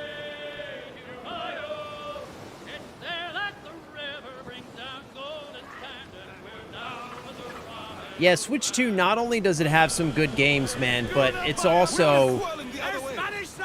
No more sail to the horizon, sir! Come at to four! Fire! Time to fight! Fire!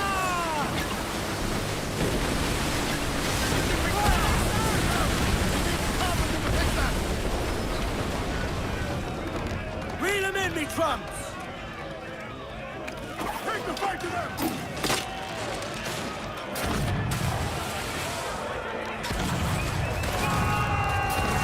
Yo, how are these not hitting that guy?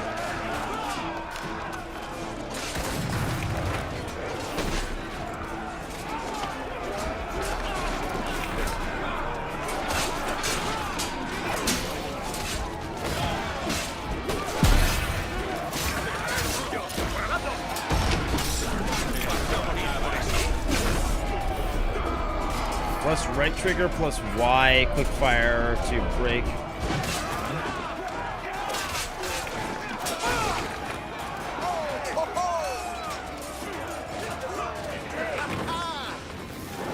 Give it up, boys. Give it up. Plus, the Switch 2, man, with that big-ass screen. Keep the schooners. We're going to keep the schooner. Bro, that big, beautiful screen on the Switch 2, man. Because, like I said, I've got one of those, what's that over there? What is that? Put on some sail. Loose the mains, half sails. What's this?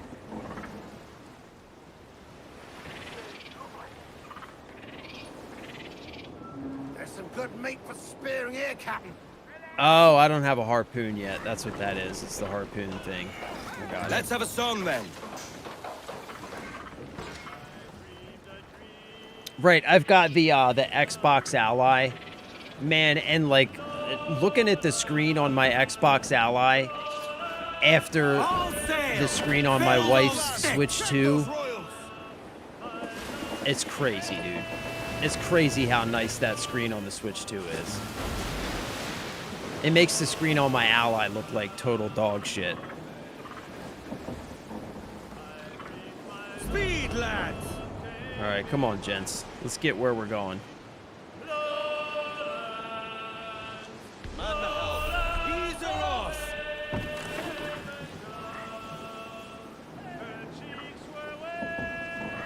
Burning ships. Sometimes pirates leave ships with no crew, but treasure's still aboard. Huh. Where's a burning ship? Faster now.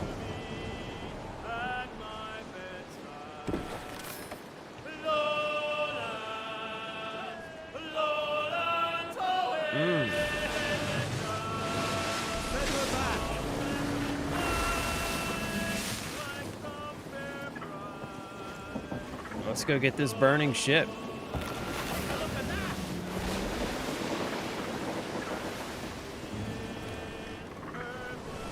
Trim off. Bring in the stunsails. The mizzen tops. The Royal Navy, sir. They've got help coming. Enough. Thanks. Hell yeah. Free ship? I'll take it.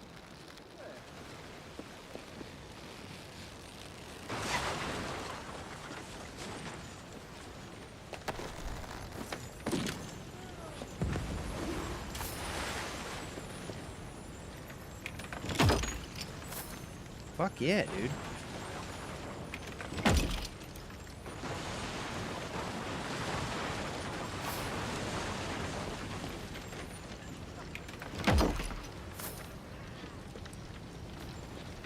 Shit, son. Don't mind if I do.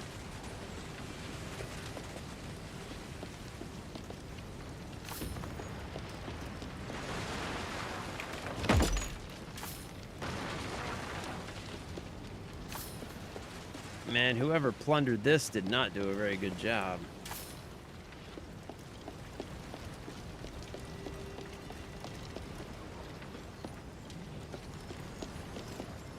Damn. Oh, you're on a time limit. I didn't realize you were on a time limit.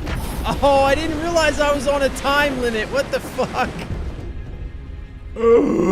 No! Fuck me, dude.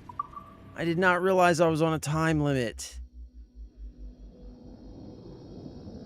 Oh, come on, man. Get fucked.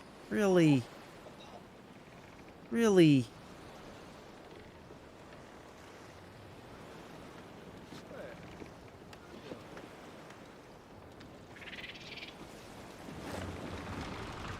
Can I try again?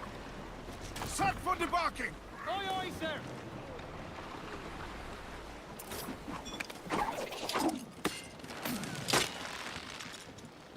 Okay, so we gotta be quick. I got it. We got this.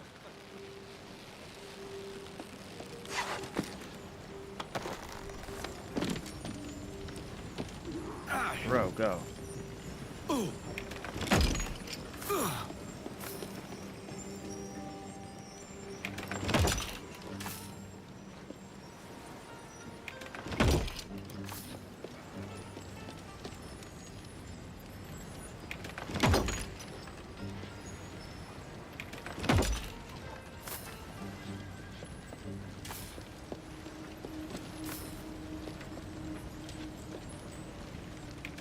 Quick, quick, go, go, go, go, go, go, go, go, go, go.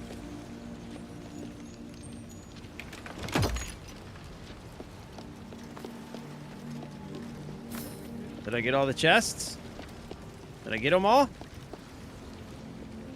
That's it, right?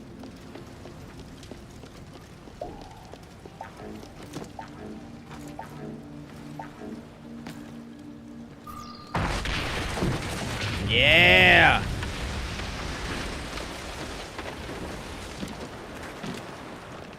Yay, son. Okay.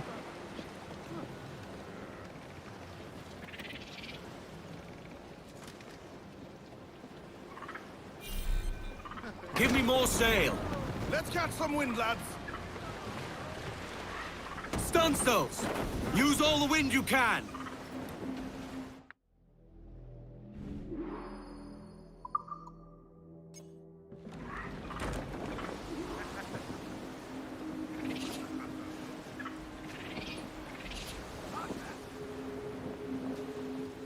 Fine. Give us a song, lads.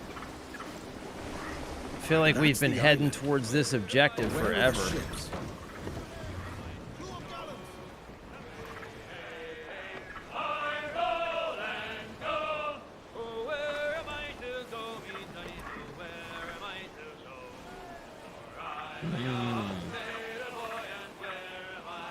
This looks ominous. This looks ominous.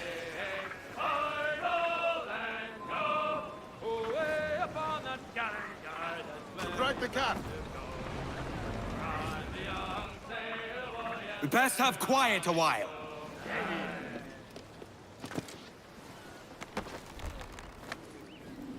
Captains to sea!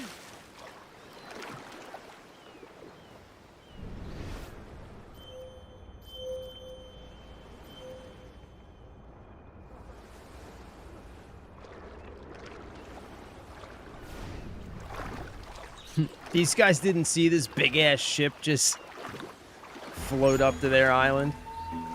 These guys are dumb as hell.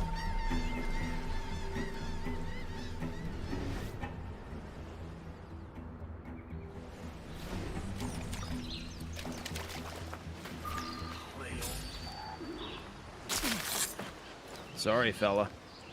Hate to do it to you, but it had to be done. Lay off me. We drank your fill, now we're both paying for it. You think they'll hand us our share when they return? Oh, didn't you read the letter? Them's a spiteful lot.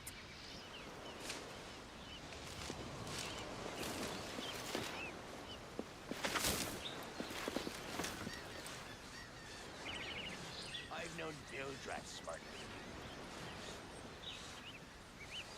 You're stuck with me. Get him! Get him! You die!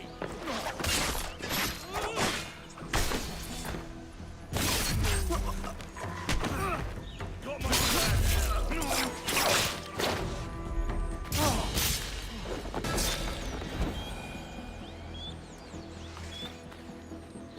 You boys should be embarrassed. Pirates. You should be embarrassed. Witless fools. We tried waking you sods, but you weren't fit to stand. The Padres village has little in the way of fighting men, and we've more than enough crew. You won't be missed. As per Ducas's rules, the captain says your shares have been forfeited. Next time, don't quaff a barrel of rum the night before. All right. They've left for the Padres village. Well, that's no bueno. That is no bueno.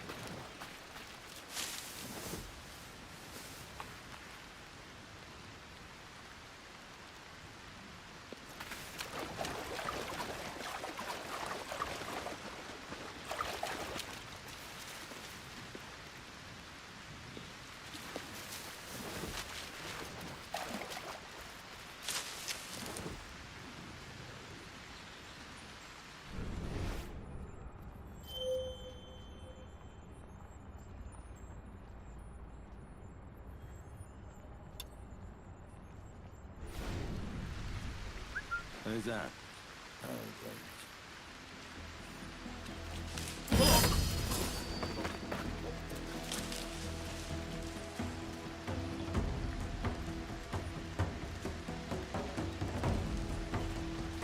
Don't run me now.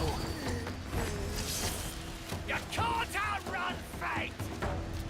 Sneaky blighter!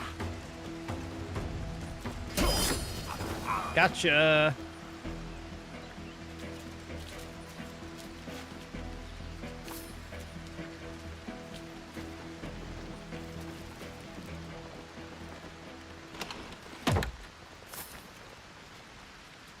What is this?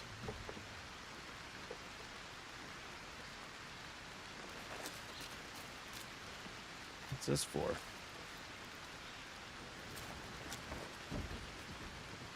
Ah, you can shoot that and blow it up, I bet.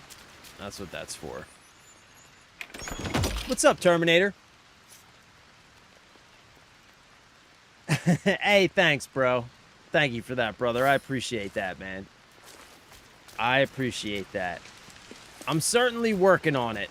I'm certainly working on it. Little by little. You know? Little by little every day, brother. Little by little every day. We'll get there. Patience and perseverance. That's what it takes. Patience and perseverance, my friend.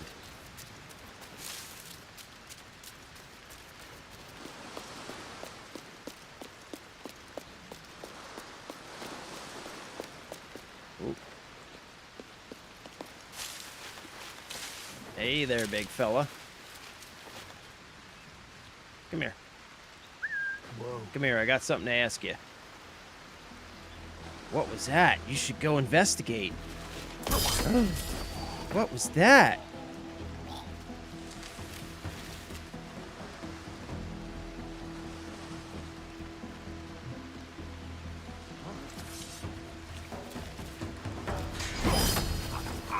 Oh.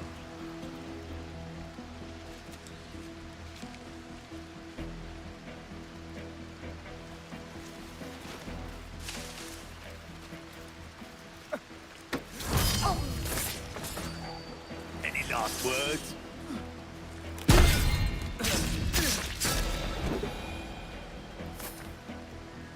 You boys should be embarrassed. What are you doing, fella? All your homies just got murked. What are you doing? Hiding in the corner. Hiding in the corner. You, sir, are a disgrace.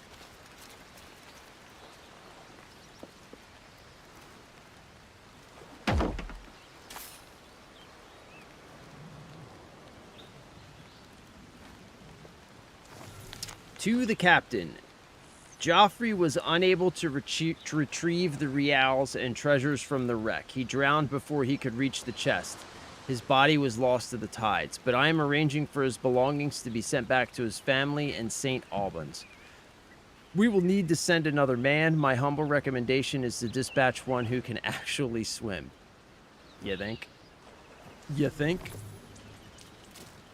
All right, so that means that there is... Yes, dear.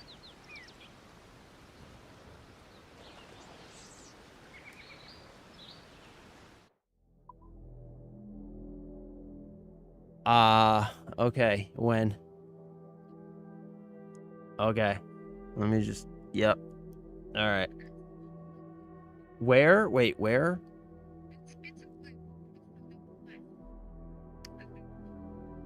Okay. I'll pull into the Days and Nights, the parking lot behind it. Because it's... Yeah, but it's much easier to get it in and out of the Days and Nights parking lot. Alright. Bye. Alright, that was the wife. That was the wife. It is time for me to go. But before we go, let's go get this viewpoint. Let's do that before we go. Where is it?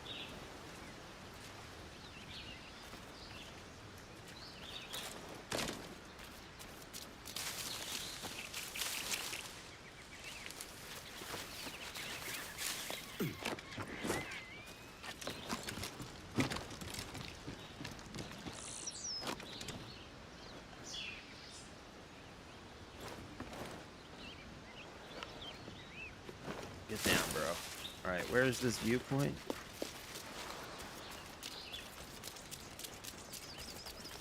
There it is.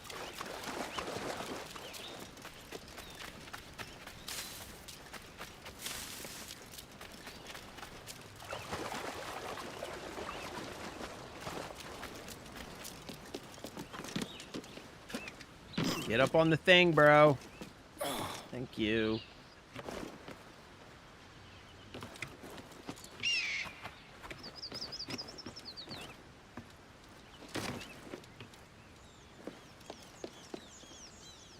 Synchronize.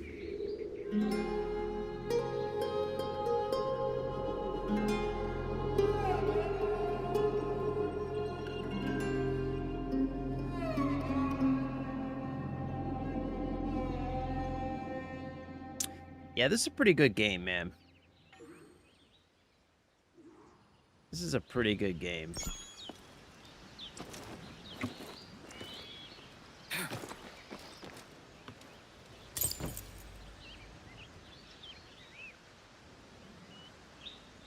Oh shit, look, there's more dudes down there. How do they not see me? You guys are dumb. Alright, well, that's gonna be it for me for the day. Save. I gotta go pick up the wife. So that is gonna be it. I'm gonna get out of here. As always, thank you for hanging out. Thank you for spending time with me. I love you. I appreciate you. Whoops. I need to keep the microphone here. I love you. I appreciate you. Have a wonderful evening. Stay safe. Stay blessed. Have fun. Play games. Take care of each other. All that good stuff. I have a doctor's appointment tomorrow, so stream is probably going to be late again tomorrow. I know schedule's all screwed up this week. It's probably going to be all screwed up next week too, because we've got a guest staying. So just a heads up. But we are going to stream tomorrow. We'll just be a little bit late. And we're probably going to check out Palworld tomorrow. So I'm excited about that. So yeah, I love you. I appreciate you. Thank you for being here. As always, have a wonderful evening. I am out of here for now. Bye.